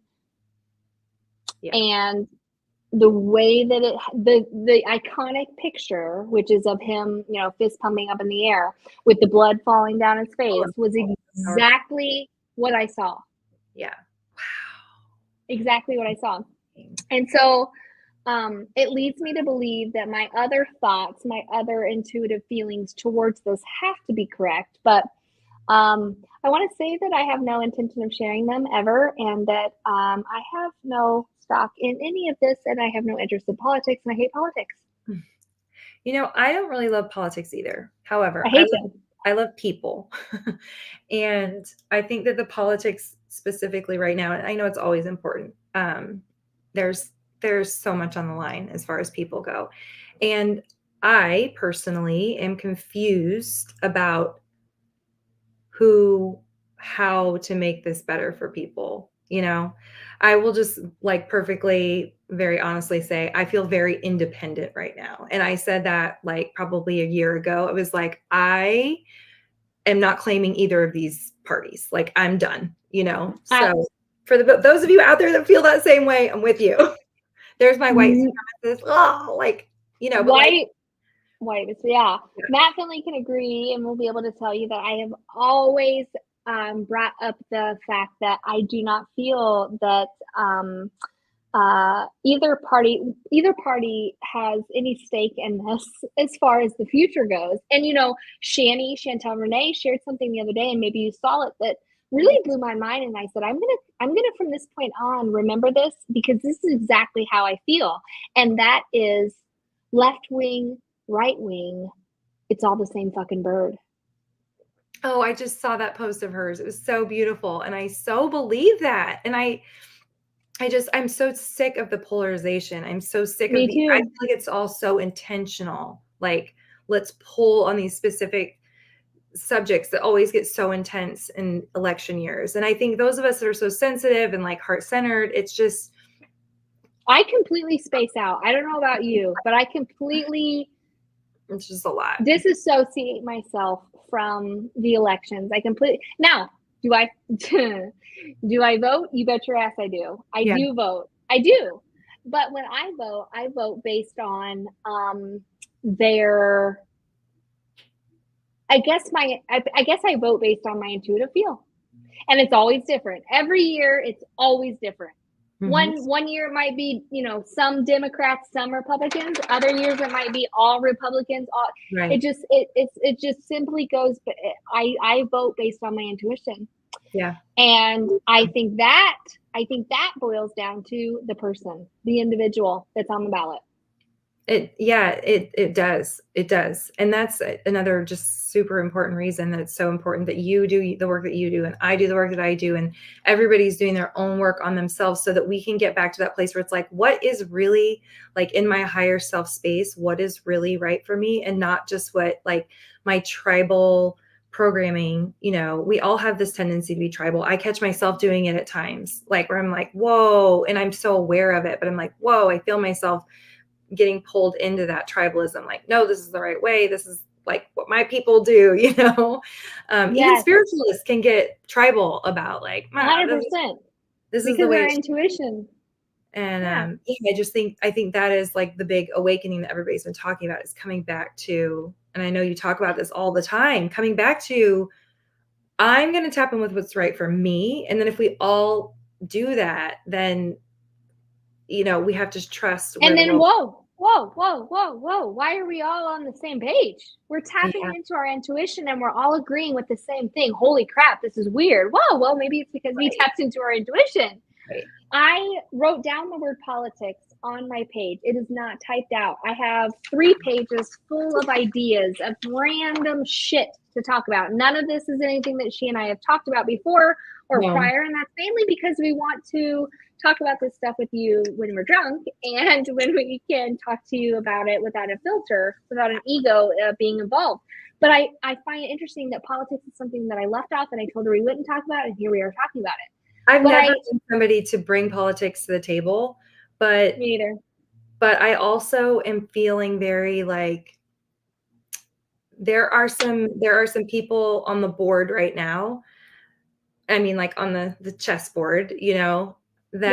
that I actually believe in that could make a change. And these are people that I have invested time in long before they were on the chessboard. You know what I mean? So I think for me personally, the things that I'm passionate about, like I'm passionate about people being healthy, being well, being spiritually connected. And I truly believe that there are people in play right now that are involved in that too. And so In keeping us I find healthy myself or in, interested because I feel like finally there's like people representing who I am, yes, there are. So maybe what's that's why weird- you wrote it down because I'm not somebody that would ever talk about that, but it's just No, I have zero interest. yeah. I have zero interest in politics because here's what I know, and this is the future, and people are going to have a hard time believing this, but I knew that I was going to share this tonight.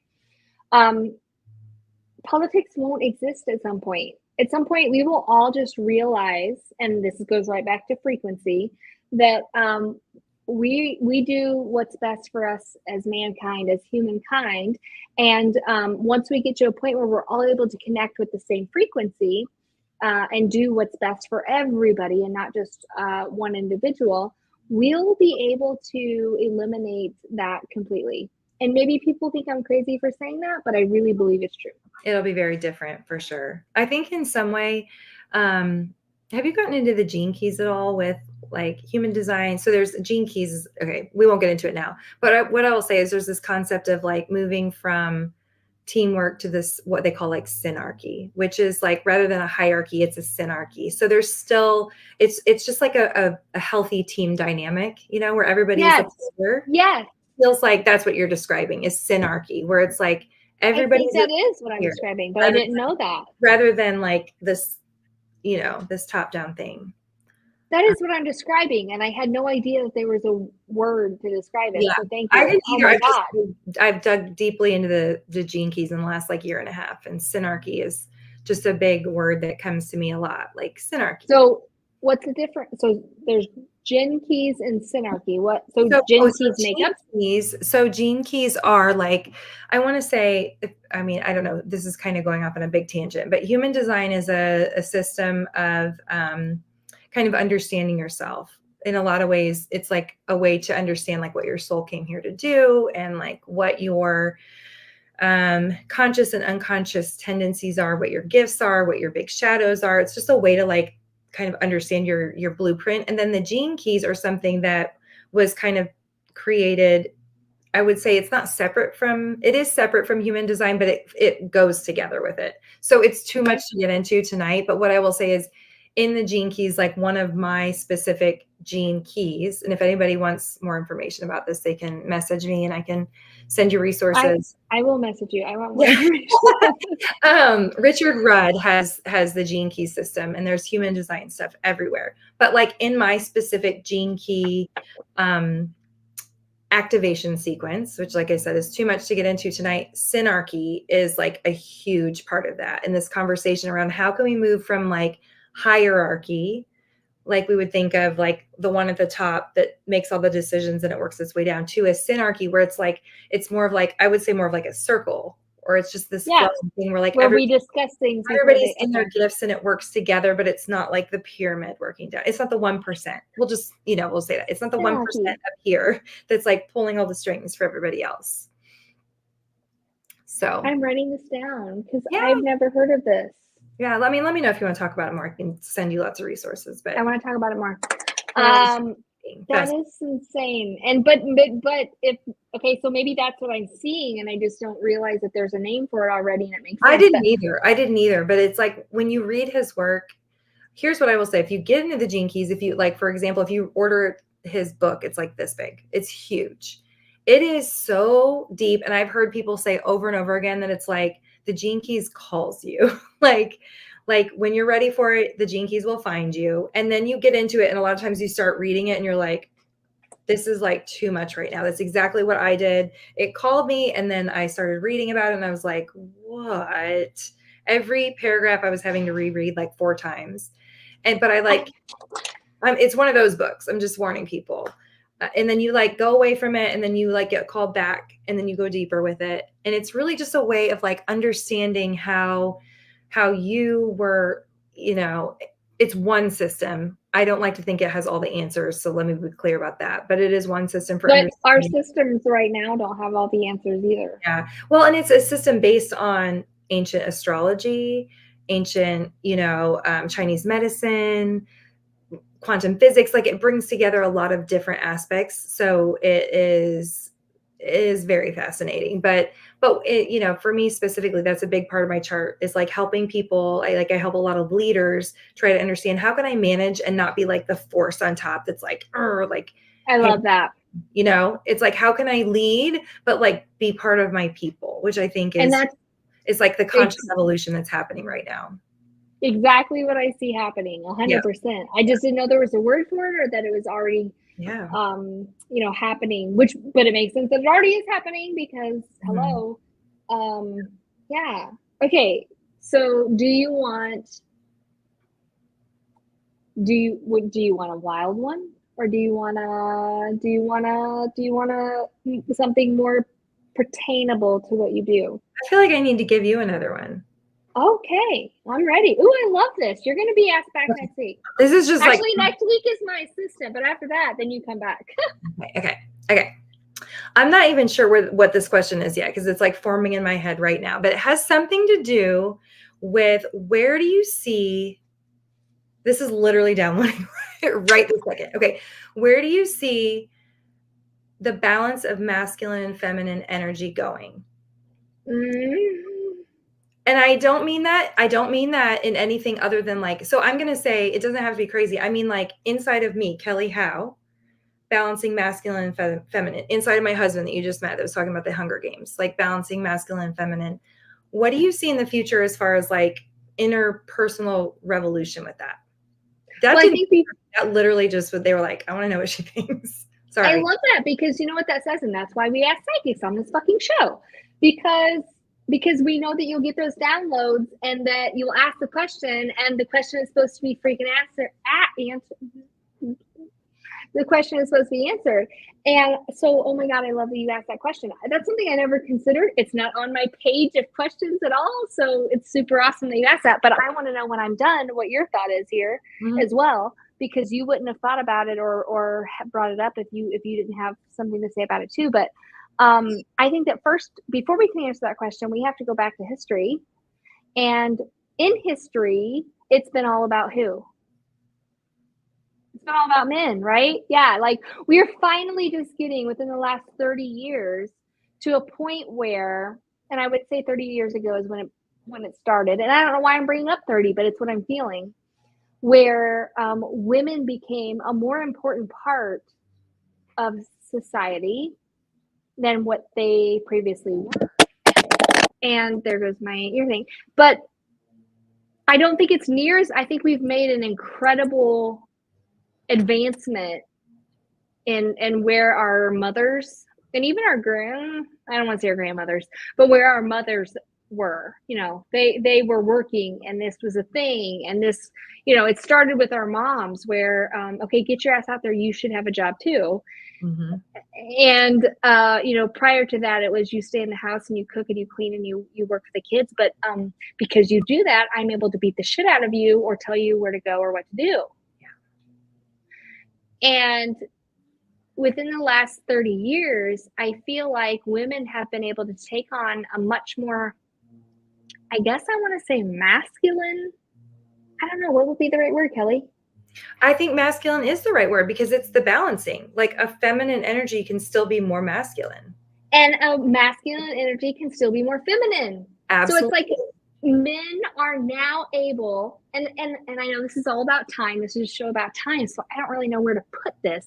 I want to say within the last, it probably started about 20 years ago, where men were able to finally say, I'm uncomfortable with this, or this hurts my feelings, or this makes me upset. And women were able to say, fuck you, get over it, this is how it works. You know, and we previously weren't able to do that. And then it goes back to, and while we're talking about this, and I guess this is the whole point of the show, but I'm bringing up coming out of the closet. Mm-hmm.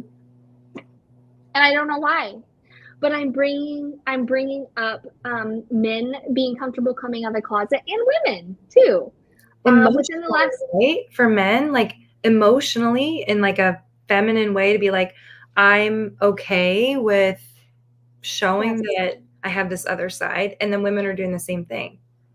And it's not just in a gay way either. I mean, you know, coming out as being you know, homosexual or bisexual is incredible. Oh my God, I'm so proud that we finally made that a thing. But I feel like it's more about, and I'm not taking anything away from homosexuals, but I feel like it's more about just being able to express your emotions in general as a male. Mm-hmm. Mm-hmm. Because, you know, I can even look at, I have 3 dads, so I can safely say this without picking one of them and then worrying about it. But, you know, one of my dads, will just say, not all of them by any means, but being comfortable enough to talk about their feelings. And so it's not so much an evolution of where do women stand in all of this. It's also where do men stand. Yes. And us being able to accept their emotional, you know, their emotional standards, I guess, as it is our physical standard. I don't know. Cue me in here.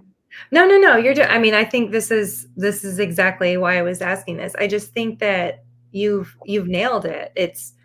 There's a balancing happening where culturally women have been this, men have been this. And I know that the men in my life are certainly, like, even just over the last like 5 years, are more willing to admit, like, yeah, that gave me anxiety, that stressed me out. I love that. Yes. Sad. You know what I mean? I'm not going to say they're all the way there with it, but in the same vein, I don't want to say that every female feminine woman is comfortable with that yet either, right? But I can totally take that on. I can totally be like, no, energy of it. We're getting used to it. So like whether you're, you know, I think there is just this like balancing happening where we're recognizing that our most powerful, the way I see it is that like there's both sides, the yin and the yang are so powerful, but like when they're together, just like it's supposed to be, both men and women, when we are in balance. Like I just did a women's group today and we talked a lot about how like we have this aggressiveness inside of us that comes out when we're anxious or overwhelmed or whatever. These are like the most loving, soft, sensitive, caring, conscious women, right? So it's like those women saying, yeah, like I'm dealing with this aggressiveness and it like comes out in these impulses, and that's the balance. And then men also dealing with the same thing, or masculine females or vice versa, you know. So I think you said it, and I'm just adding to it, but No, I need you to clear it up because it's just as foggy to me as I'm sure it is the rest of or a good part of humanity. And it's like, where do we draw the line before? And I think this is because we have been taught to feel this way. But where do we draw the line between being queer and being too emotional and being not queer? Because men, they constantly focus on your feelings. Yeah, I mean, I feel like queer or not queer, or like whatever you want to call yourself, every single person is going through this balancing. Like every person, like whatever we call ourselves or however we identify, we're all going through our own unique facet of it. You know, you're getting so many amazing comments, by the way. I was just looking at it like, oh, my mama, my mama. It started with World War II. When women were needed to do men's jobs. Oh, fuck, I love that, Mom. When they were overseas fighting, then women started to slowly refuse to put back in the bows when the guys came home. I would have never thought about that. But oh my gosh, this is happening. Don't you ever say you're a second grade psychic medium, because my gosh, that question came through for a reason, and these comments are why. That was not at all in tonight. And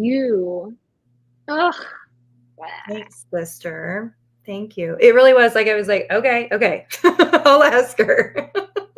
Well, I mean, God, it's, and then and I know you're an Aquarius, I'm a Gemini. We're both air signs, so we're super compatible. I'm a Gemini moon also. I don't know if you're. Oh, yeah, that's right. I am a Sagittarius moon. Sagittarius are that makes so much sense. Sorry. Yeah, sure does.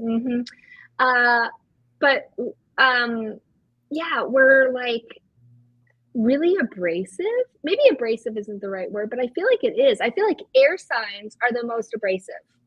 Water flows, earth is still, air fucks you up, or fire fucks you up, but air is like the most abrasive. Like, we are gonna blow you over.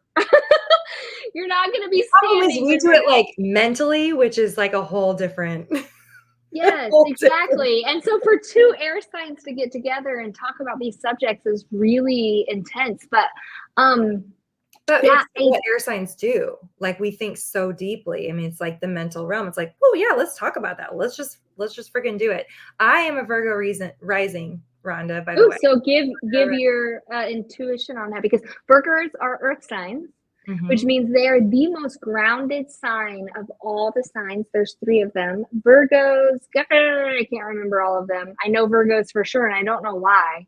Yeah, no, Virgos are very like, Virgos are in seek of perfection, and it's that's just, right. Yeah, like they want to, like, they're in search of like cleansing and clearing, and they want things to be organized, and they're very systematic. They're also like huge open-hearted people. Like, they have the biggest heart. They just go about their like trying to help people in a very different different than an air sign would. Like, we're thinking about like obsessing about all the ways that we can help things, and Virgos are like, how can I set up like a more physical system to make this more organized? They want to clear clutter. They want to literally cleanse their body. And yeah, I mean, I'm not like an expert on this, but I would say, no, I'm not either. We need to bring you, if you have an idea of one, we need to bring an astrologer on. No, I actually like asked a couple people too, if they have somebody for me to have on the podcast, and I have not contacted anybody that's like, if you find somebody, let me know. Kelly Howell, I think her name is Kelly. It might not be Kelly, but it's Howell something. And I actually got a reading from her about 8 or 9 years ago at Heart, Body, and Soul in Columbia. And she was, yeah. She was awesome. She was amazing. Made sense. I would love to have her on. So if you're listening, let's do it. If your name's not Kelly, I'm sorry. I am almost a bottle and a half in. So there's that. I also know that she follows me and I follow her. But yeah, she would be really, really good for that. So Barb, my beautiful listener, says, you always remember Virgo, Brittany Buckle, for the ancestral medium. You said because it's my sign, and that is true. I put certain physical, mental, emotional, just personality traits in general with certain signs, and I can't help. And tell me if I'm wrong, or if you agree. I would love to hear your thought on this, Kelly. It seems like, and I can say this with you because I know Aquarius very well, and I have lots of Aquarius in my immediate family. It seems like, and Gemini, I'm sure. I mean, okay, well, I want to know what Geminis you know other than me as far as connection to you, but I know that when I connect with a person, I can almost immediately tell at least what their element is, if not their exact sign, based on their personality, based on astrology. Right. So I believe that you can. Can you? I don't know how you can't. Yes and no. I would say I'm probably, I have some good guess. You know what I mean? Like I probably could be like, oh, there's a dash of this, and a lot of this, you know. Or when people say I'll get to know them and I'll ask them what their sign is, and they'll tell me, and I'm like, oh, yeah, that makes sense. Yeah, that makes sense. But I don't think I'm good enough at it that when I meet somebody, I'm like, you're an air sign. You know what I mean? It's more of like that thing that happens, and then I find out their sign, and I'm like, oh, yeah, you're an air sign. That makes sense. Okay, well, I'm the same way. No, I'm 100% the same way. I mean, like 100%. My husband has so much earth and fire. And if you know, what is he, a Leo? What is he? He's a Leo. He's like a Leo. Yeah. He's a Leo Taurus, like earth and fire. Ooh, very grounded. But like we did this on purpose because I have all these air qualities to me, you know? Yeah. So it's like this perfect, we keep each other balanced sort of thing. But yeah, but if you meet him, like that's the other thing you start to learn about is like the physical features. Like I have air fingers. You do not. You have little short fingers, don't you? Like you have small little hands, not short fingers, I guess. I have very tiny hands. If I take a card and hold it up to my hand, yeah, you still have long fingers, but like tiny little hands. No, I have super tiny hands. Long, like that's a classic air sign. I like want to put my hand up to yours, but I can't. I'm a classic. I am 100% a classic air sign, but my hands, they drop the fucking ball. So they're just small. You still have longer fingers. They're just tiny. My head is also, there's weirdness. It's all weird.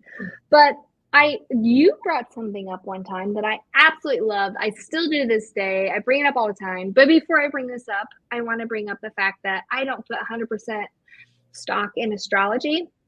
I believe that even if it says online or, you know, just in general, that you would not be an astrological match for your loved one, your partner, that you don't put too much stock into that because what's not considered in astrology is the human design and birth order, and even more importantly, psychology. So the things and past lives, like yes, so the things that happen to you in your life that could change who you are and how you are as a, say, Gemini or Aquarius. It could be completely different than what you see in textbook. None of us are fucking textbook. Like that's what this whole thing is about. None of us are textbook. Right. But so you have to look at a lot more than just astrology. However, I will say that astrology is probably my go-to, one of my favorite, one of the first things that I use to profile someone when I want to. Profile them. Oh my God. I will profile the shit out of somebody based on their sign right away. I feel like it protects me. I feel like it helps me get a better idea of who they are. over just the general, hey, how's the weather? What's going on? My name's so and so. I'm your neighbor. Like, I will figure, oh, when's your birthday? Was it just your, I feel so crazy. Was it just your birthday? I will bring that shit up so fast. Yeah. And I will figure out what their astrological sign is. And I will use that as a black and white outline. Color outline, no way in hell. Color doesn't come until we talk about their life growing up, what they were exposed to, who they are, what was going on with them, what their parents were like, blah, blah, blah. There's so much about the human design that we don't consider astrologically. And I feel like that can change somebody's astrological design on a dime. But I do feel like it's a really good outline. It's a good black and white, it's a good black and white. It's a good black and white. I am feeling it. I'm almost a bottle and a half in. I feel like I've been drinking the whole time. Like, I haven't seen you drink very much while we're sitting here. And I'm just like, okay, that's the exact opposite, because I feel the same way. So. I think who thinks that Kelly was drinking more, I was drinking more. And don't go based on the fact that I can't fucking talk right now. Go based on what you actually saw. We want to see Kelly or Brittany. I'm going for more lip gloss, by the way. Because I didn't put on any cosmetics, so I'm probably not drunker. I just have but I did chronically dry always. Okay. So one thing you said that since we're talking about future stuff, I actually think, going back to our conversation, I think that astrological influences will be in the future more taken seriously by mental health, by doctors, all of it. I think it will be like not the end all be all. This is for Tad. Also, I love you. You are my favorite person. Go ahead. Sorry. Tad says I'm the drunkest. He's right, but it's hard to handle. Apparently. It's hard to handle. He's right. No, you're right. You were so fucking right. Because clarity and clearance will become like the ultimate. Okay, I'm gonna heal my emotional wounds before I go to see the doctor. That's gonna become a thing, Kelly. And you know that. It is already. I mean, I see medical doctors, I see psychologists, counselors, nurses. I see these people already incorporating this stuff, and it's just, it's happening. It's happening. It's actually pretty exciting. I do think we're in this exciting time of like breaking down all these systems. So it's scary and it's kind of like uncertain and where are we going to go? But I also am really hopeful and excited about it. It's like it has to break down so that we can create something new. And I think it's happening right now. It is happening right now. It's been happening for the last 3 or 4 years. Yeah. And sometimes my ego gets ahead of me and I think, oh my God, I'm a part of the Great Awakening, which I do feel like we are. You and I both are. I do. Everybody on this chat and everybody in the world is. I think everybody on this chat agrees that I'm the drunkest one. I can't see the comments because I'm still lagging, apparently. Hopefully. But that's what happens when you drink whore wine. Wine. The dirty wine. See what happens. I'm going to send you. I'm going to come there so bad. I'm going to send you a box of the Dry Farms wine. I'm going to send you a box of the whore wine. Your $3 whore wine. No, I'm not out anything. I'm literally, you're out a lot. I hope you realize, so I'm not judging. It's honest to God, a necessity for me. Like if I want to live a life where I get to drink wine, I just have to be discerning. You don't need to answer this, but I'm going to ask, how much is a bottle? I think it's probably like between 20 and 25 a bottle. Yeah, you got to like really love it and like appreciate it. Like, yeah. Tad said, I drank the most, but I'm not the drunkest. You know what, Tad? I miss you and I love you. And here's what I know.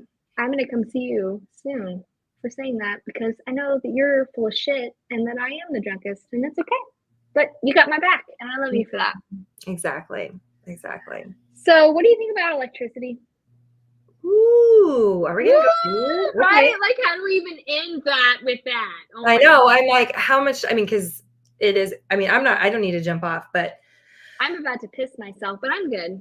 Okay, wait, maybe you should go. I mean, I have a lot to say, but I'm curious what you think. Oh, are you going to say it while I go? That'll be the first. Well, I like, well, okay, no, I mean, like maybe you should. Okay. I think you should talk about We need to electricity go while I and talk pee, about and it. then we can keep talking. Yeah.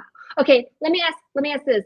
The 30 of you watching us, would you like for me to go pee and so that we can continue talking, or are you good? Maybe we should wrap it up for a If conversation. we too. wrap it up, do you want us to wrap it up? You want us to put a condom on it? Let us know. Intermission, Jenny said. I love it. Can't wait to see you when the movie. Thanks, Jenny.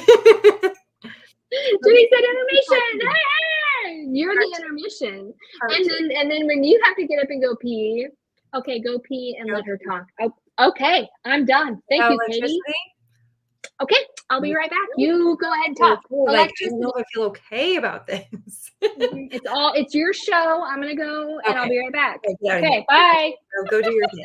Okay, so let's talk about electricity. So going back to, I don't know how many of you guys were on for the very beginning of this, but talking about how like the entire world, everything, I truly believe is coming back to frequency. And there are a lot of signs out there pointing to the idea / the fact that we have already cracked the code on how to harness not only solar energy in a more powerful way, not just solar powers, but solar panels, but things like 0 point energy. And if you go back and look at Tesla, Nikola Tesla's work, there are a lot of people that believe that he already cracked the code on how to like really pull in that energy in a super safe, clean, and free way. So what I would say is I do believe that we are looking at a place where even electricity, I'm not going to say is obsolete, because electricity is just an energy, but that the way that we get our electricity from the world is very, very different. I think that I do believe that at some point, probably, Brittany's not here to like help me divine this, but definitely in the next, I would say 40 to 50 years, I think electricity will be free, because we will have these systems where we are tapping into the energy of the sun to 0 point energy in a way that everybody can have free electricity. And I think that this is also part of the way that the system is crumbling. And it's just, there's obviously a lot of businesses that benefit from the way that things are going right now. Oh, she's back. Are you feeling better, darling? I was just saying there's a lot of companies that benefit from the way that things are, and that there are already systems, energy devices, ways that we can harness like 0 point energy. Are you familiar with that at all? I'm not like, we can hear you. Did you mute yourself? You gone. You peed and you out. I don't know if they can hear you. Take your mic. Oh. Tad says they can hear you. I cannot.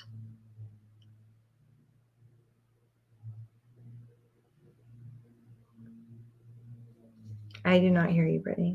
I don't know if they can hear me.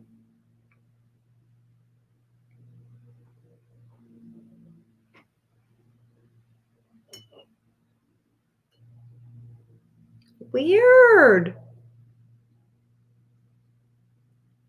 That's so bizarre. Do I have it?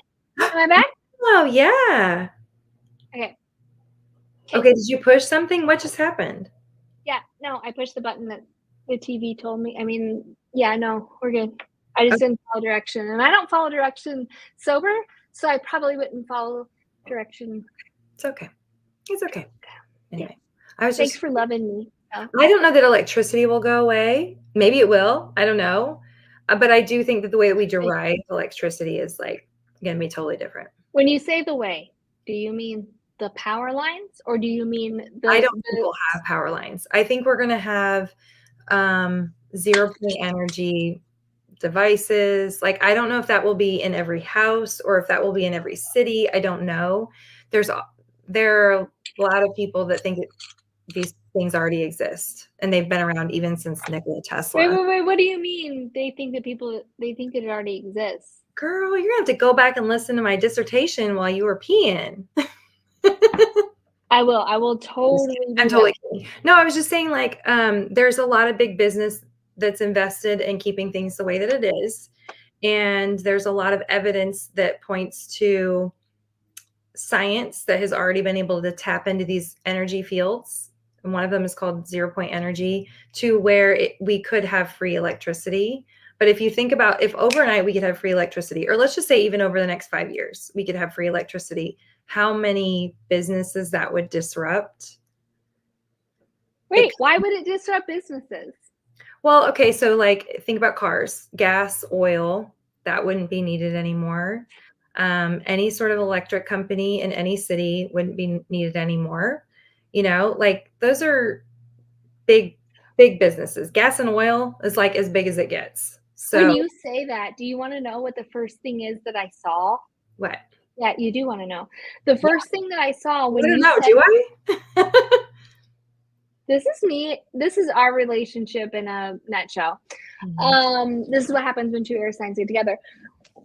So what I saw was other people who aren't working this oil and whatever business are this is so goofy, and I don't know, I'm embarrassed to say it.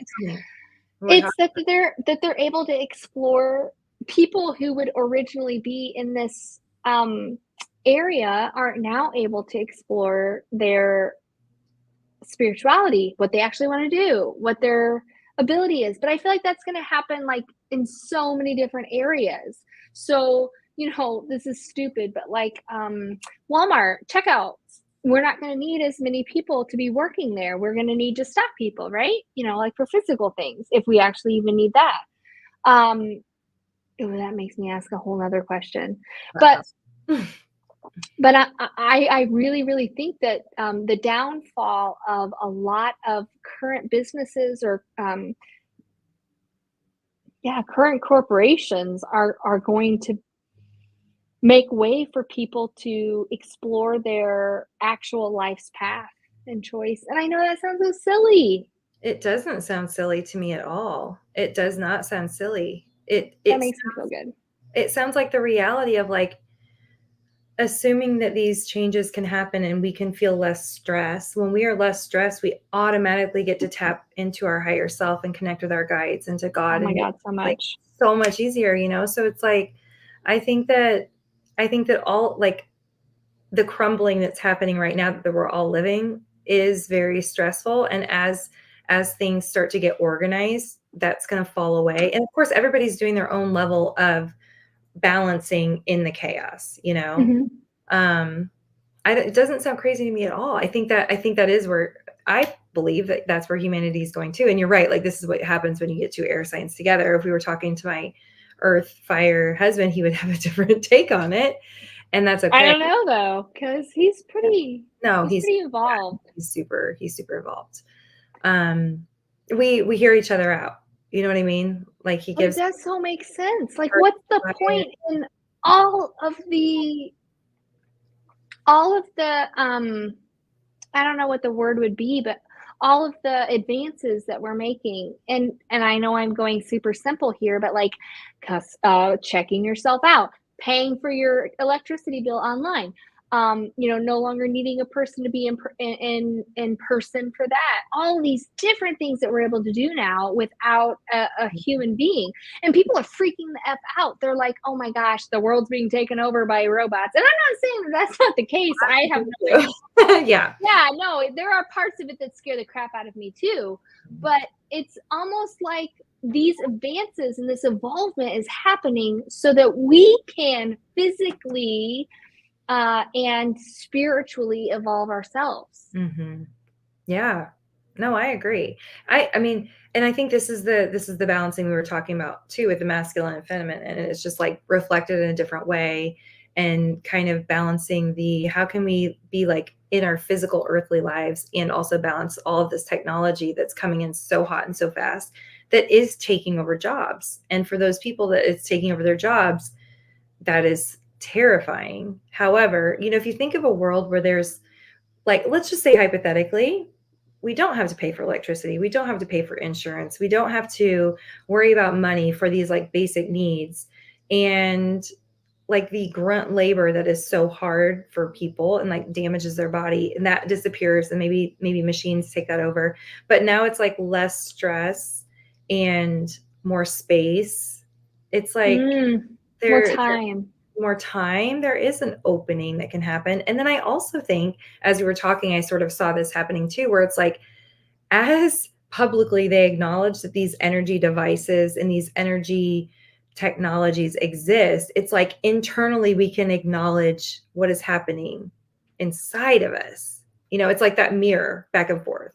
It's happening all at the same time. And so it's like hiding that from the public, and what advancements are truly out there is just a reflection of sort of what we're hiding from ourselves as far as what we're capable of. And it's all going to kind of like come in tandem. And as we are like, oh, wow, because I think it's happened with internet, right? Where it's like, if you really 100%. think about what is happening with the internet and how information travels like that, and the fact that we're talking like this, but we're, 2 hours away from each other, or sometimes somebody's on the other side of the earth, it's freaking amazing.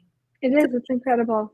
Like, where is that information? How does that happen? Like, but we do this biochemically, or like, in our physiology too. And so I feel like the more technology advances, like we kind of consciously become aware of that too, like how we can be a part of it. And I know it's simple and that we should already agree on this, and 99.9% of people already do agree on it. But the advancement of technology is literally the advancement of our soul's evolution. It is. I know. And I know that's so crazy to say that, because so many people want to bitch about it and talk about how we don't do this or we don't do that anymore, or like we were talking earlier about, sports being in person, or even going to the movies. I mean, within the next 5, maybe 10 years, I think 10 years is pushing it. I don't think that theater movies are going to be a thing anymore. I think that you're going to be viewing this from at home if you want to. It's not going to be where you pay $20 to go to the movies and $50. I just don't think that movies are going to be a thing anymore. Just like radio and TV commercials are slowly fizzling out as being the leading cause or interest in he said Tad said Kelly's catching up. Now Tad is saying this because he loves me and I love him, and he wants me to drunkenness. But the fact that you just said catching up with what makes sense, it makes me feel like yes, that makes sense. I am. It's taking me 2 hours, but I'm finally getting there. Yeah, and I'm trying to slow down. But I am a bottle and a half in now. But so I really, really, really, truly think that technology is essentially, and I didn't even think about saying this ever, but technology is essentially the evolution of the human. Yeah. I don't know. No, it's not. Technology is the evolution of the soul, not of the. We can't disconnect it. It's weird. And why does that feel so weird to say? Like, why do I have such a hard time admitting that? Because I do. It's hard. I don't know. I mean, gosh. Do you? Air signs, going to these deep places, sister. So, I mean, the way I look at it, and I'm going to say this, but I'm going to tell you, like, I struggle with this internally. But I think for me, it comes back to, I truly believe that, like, when it really comes down to it, you really can't do wrong.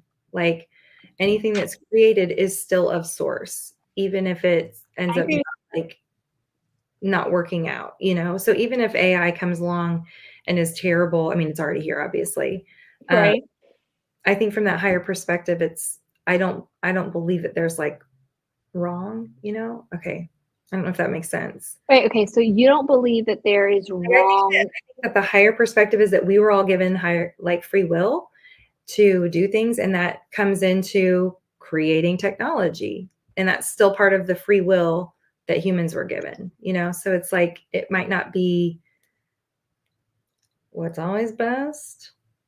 Am I making sense? I don't know. You're making it is tricky. It is tricky, but that's the whole freaking point of this show, which is Drunk Future. And yeah. I do 100 million% agree with the fact that it's it's sticky because we don't know 100%, and our egos are getting I don't caught know. up. I mean, I don't know. I'm telling you how I But this. Like, I at don't the same time, I feel like we do know 100%, but our ego is keeping us from truly divulging what it is we feel, see, hear, know. And what I feel like we hear, see, feel, know is that, and I'm probably going to say this a million times in doing this show, but that eventually frequency and energy are going to be the future of every single thing. everything. Right? Everything. Really? I'm glad I'm not the only one. No, everything. I think that understanding, I think that is coming. I think it's happening.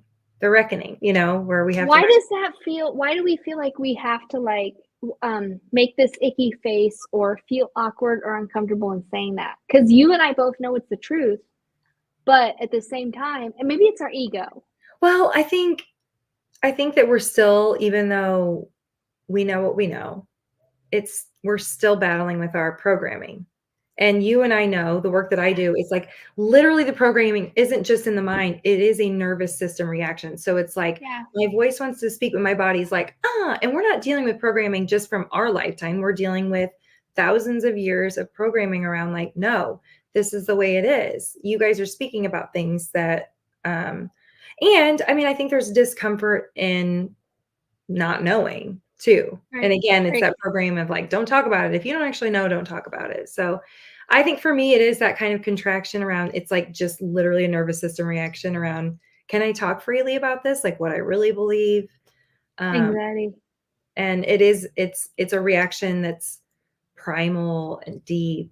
And, I want to say I'm above it, but I'm not. Nobody is really, I mean, at times maybe we are, but.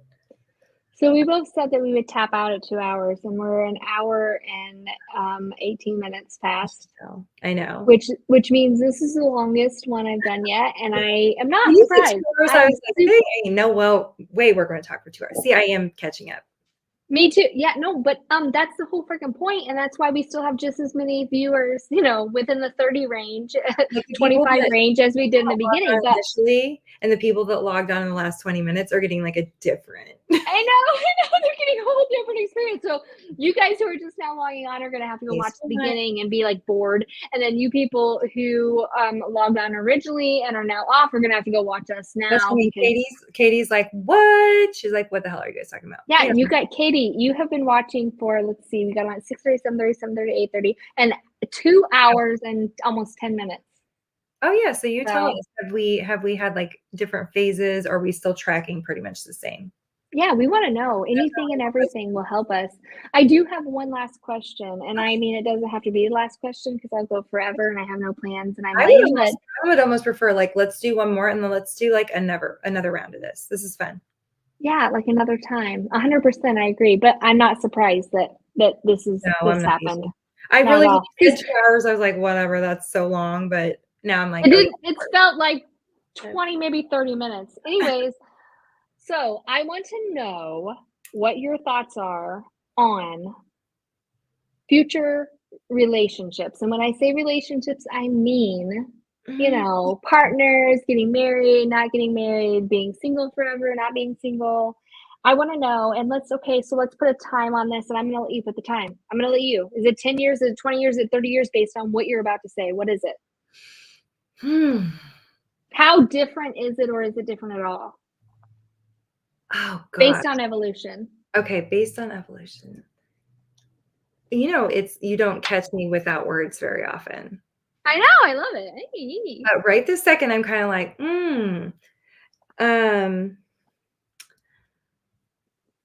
well, I don't know. So I think this goes back to, again, where I feel like people are going to be continually just getting more and more aware of what is right for them. And so I think there's going to be more open relationships. I think there's going to be more. I did not fucking see that coming. I am like mind blown right now. Mm-hmm. Okay. I think that there's going to be, well, I'm going to circle back to that here in a second. Okay. I think there's going to be more bisexual, like, you just love who you're loved. Why not? You just love who you love. I do believe that. Obviously, I think there's going to be more acceptance of that. Like the more and more people honor their intuition, like what's right for my soul, because I'm a female in this life and I wasn't in my last life, or maybe for my last 5. And so I'm attracted to whatever, I just think that we're going to be all a lot more true to what we're truly attracted to Or feeling. or feeling. And I think, like, for me, I feel pretty tapped in to what I truly want. And What do you want, Kelly? so what I will say is, like, I've heard a lot of people talk about open relationships and how that works for them, or, whatever. I still don't feel that way. It's like certain ways where I feel like other people are evolving and they feel like that's the wave of the future. And I trust that that is the wave of the future for them. But you've heard or felt or talked to people who have said open relationships are the way of the future? Oh, yeah. Oh, yeah. There's like a huge community of people. I don't personally, for me. Okay, so this is a huge evolution that I've gone through, where it's like, I was like, oh no, like that doesn't work, whatever. I am going back to where we first started with, like, I used to believe there was like, this is what you need to eat and you will be healthy. I believe that our sexuality is exactly the same. Ooh, I like that. Try to put a box on, like, this is what you should do, I think isn't going to work in the future. I do not see that working in the future. However, I think that right now we're going through a time where, like, people are experimenting a lot. And then some people will come back to this place where they're like, yes, I am interested in people of all sexualities and whatever. And then there are also going to be people that come back and they're like, no, okay, I know what I am attracted to, and it's this, and that's okay too. So what I see in the future is actually both. And that goes back to also, like, a lot of the things that I've said, where it's like kind of the dichotomy of, if you're truly tuned into your intuition, you don't have to be one or the other because everybody's doing it, Yeah, because we're all connected and related to the exact same energy and source. We're all connected to the same source at the end of the day. In this life, for me right now, I do not think an open relationship would be like a healthy thing. For me, it's not what I want. It's not what I desire. However, I have come to a place where I see it happening in other relationships, and I recognize that it's not for me to judge. You know what I'm saying? Like, I'm like, who am I to say that drinking my non-dirty wine is what everybody should do? Like, I don't feel like that. I feel like I drink this kind of wine, you drink that kind of wine. I'm like totally good with everybody doing that. And that includes relationships. And I think there's just going to be more and more of that in the future. And I think even in saying that, there will still be people that settle in. They're like, and this is what's right for me. It's just going to be way more of, I think right now it's kind of swinging through people, like, especially I see it in the younger generations. There's just like so much experimentation. I almost see it as like, there's almost like a pressure. If you decide one thing or the other too early, there's almost like a pressure behind it. And so there's almost a pressure to like be more explorative. So it like swings too far and I'm not going to say too far. It's just swinging in a different direction. And there in the future, it will be more like, yeah, this is just what I do, Yeah. I feel like it makes, can you hear me? Yes. Okay. I feel like it makes perfect sense that we would have this pressure because, if you think 10, 15, even 20 years ago, there would have never been this pressure. And now it almost seems like, wait a minute, if you don't try broccoli, how do you know you don't like it? Right. Exactly. You don't try a female, how do you know you don't like it? Yeah. Right. And I don't feel like it's one of my soul's lesson, and I don't feel like you do either, to discover this. Right. This time around. This time. I don't, but I do feel like in the future, our next time around, I don't feel like sexuality will be a thing. I think it'll be like, oh, I identify with you. You're a woman. That doesn't even come into my peripheral vision as not a possibility. Right. What comes into my peripheral vision or my full vision is that I align with you, our frequencies meet, and I want to be with you. And 100% agree. Yeah. So right now it's like, I personally agree completely with you. My mind can't wrap around the idea that I would be okay with being with a female, but I'm evolved enough to say I know it's because I'm not there yet. Right. Evolutional. I could almost say like I wouldn't be against it. I've just literally never felt. I mean, obviously I'm in a super healthy marriage right now. I've just like literally never felt like I want to do that Right. either. You know what I mean? Right. But I do think all of that's changing. I think the energies of Katie said she's 100% bisexual, but she married a man. And I love that. I cannot tell you how much I appreciate you bringing that up. Yes. I honestly can't tell you how much courage it takes to be able to say that even in 2024, which is fucking sad. But I feel like the future is that we will all be 100% bisexual. I just love who I love. I just love who I love. I happen to love a man in this life. I happen to love men before that, you know. Or I happen to be attracted to men in this life. Right. I happen to be attracted to women in my next life. Or I happen to be attracted to both. Either way, it's fine. Totally. Right. Yeah. And so I think we're both saying the same thing. I 100% agree that it's just not going to be like a thing. Katie said, if you've never thought about it, you're straight. Well, I guess that makes me bisexual because I have 100% thought about it. After my divorce, I was like, you know what? I think that maybe that's a possibility. But I was never able to, and still, I'm just being completely honest, still to this day, not able to pull that trigger, I guess. I don't know the pull that trigger is fair to me.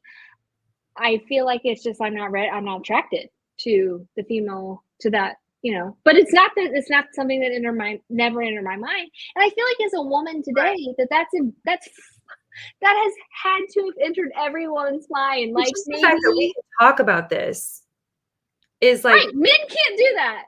Well, I mean, I don't know. I just think even like from like 20, 30 years ago, us even having this conversation would be so bizarre, but we're like talking about it. You're right. Not even 30, 10 years ago, Kelly. 10 years ago. Yeah. I mean, I think I've always been the person that's like, I will say 100% like, oh, that chick is hot. Like me too. She is hot, but I literally don't have the same like thing towards it.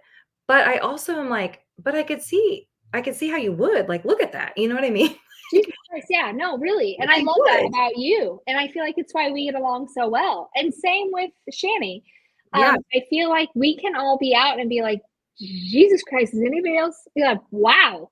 Yeah. And same with my husband. I'll be like, damn, did you see that? Right?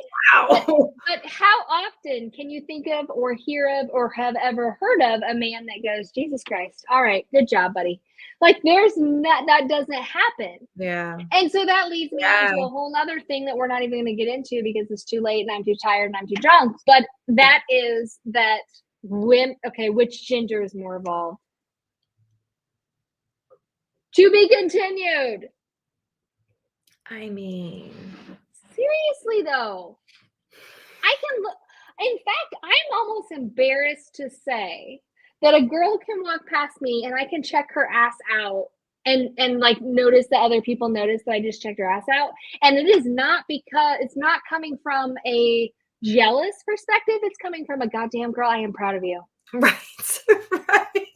Or I want to know what piece of equipment you're using. Right. What are you doing, girl? You look so good. It's never, ever like cunt. And I hate that word. I can't even believe I just said that. But it's never, ever that. It's almost always 100%. I can't say even almost. It always is good for you. Yeah. Yeah. How do I get there? Come talk to me. Also, I'm now concerned about my sexuality and confused. You shouldn't be, girl. We just love who we love, you know? We love who we love. And attracted to who you're attracted to and whatever, you know? Yeah. Okay, so it is exactly 9:00 and this is officially the longest I've ever went on here and I freaking love it. But it doesn't surprise me. It's you. It's Kelly. I know. But I would encourage absolutely everybody after we get off of here to look up number 900. whether that be on Joanne's Sacred Scribes, my favorite, or any other, site that you find on Google. Just look up what the spiritual meaning behind 900 is, because we didn't end this at 900 for no reason. So check it out for sure. Kelly, I'm like 2 weeks from now, we back on, like whatever. Well, probably not, because I'll be on vacation, but maybe in like 3 weeks. Yeah, you lucky bitch. It's okay. It's all good. I'm not upset. So I am like ready to have you back anytime, anyway, anyhow, but you know that. And I cannot wait to see what our text messages say after we get off here. Right. Mm-hmm. We can't thank you enough for joining us. You guys freaking rock. Holy crap. There's been at least a steady 20 people you guys for the last 2 hours. I just realized my camera is like so fuzzy. I don't know how I didn't know that earlier. I didn't notice. Well, what you're probably thinking is fuzzy is the fact that I have a giant light in front of me. I do too. I do too. Oh, you do? I feel like I have like a filter over. But my light is really huge. Like it's like embarrassing and giving me a headache, and I'm probably going to change it. Big maybe. So maybe that's what this is. I don't know. But the more light, the better. Yeah, anyways, I want you to tell my brother I love him and I miss him, and I'm going to come and see you guys soon. We love you. Have a great night. Thank you. Thank you. Love you guys. Thanks for tuning in. I love you so much. Thanks for being here, guys. You rock. You made our night. You're awesome. And we are going to do this again. 100%. Bye, guys. Bye, Barb. Bye, Barb. Love you so much. Bye, Tad. You rock. I love you. Bye, Nicole. Thanks for being here. I love you, Kel.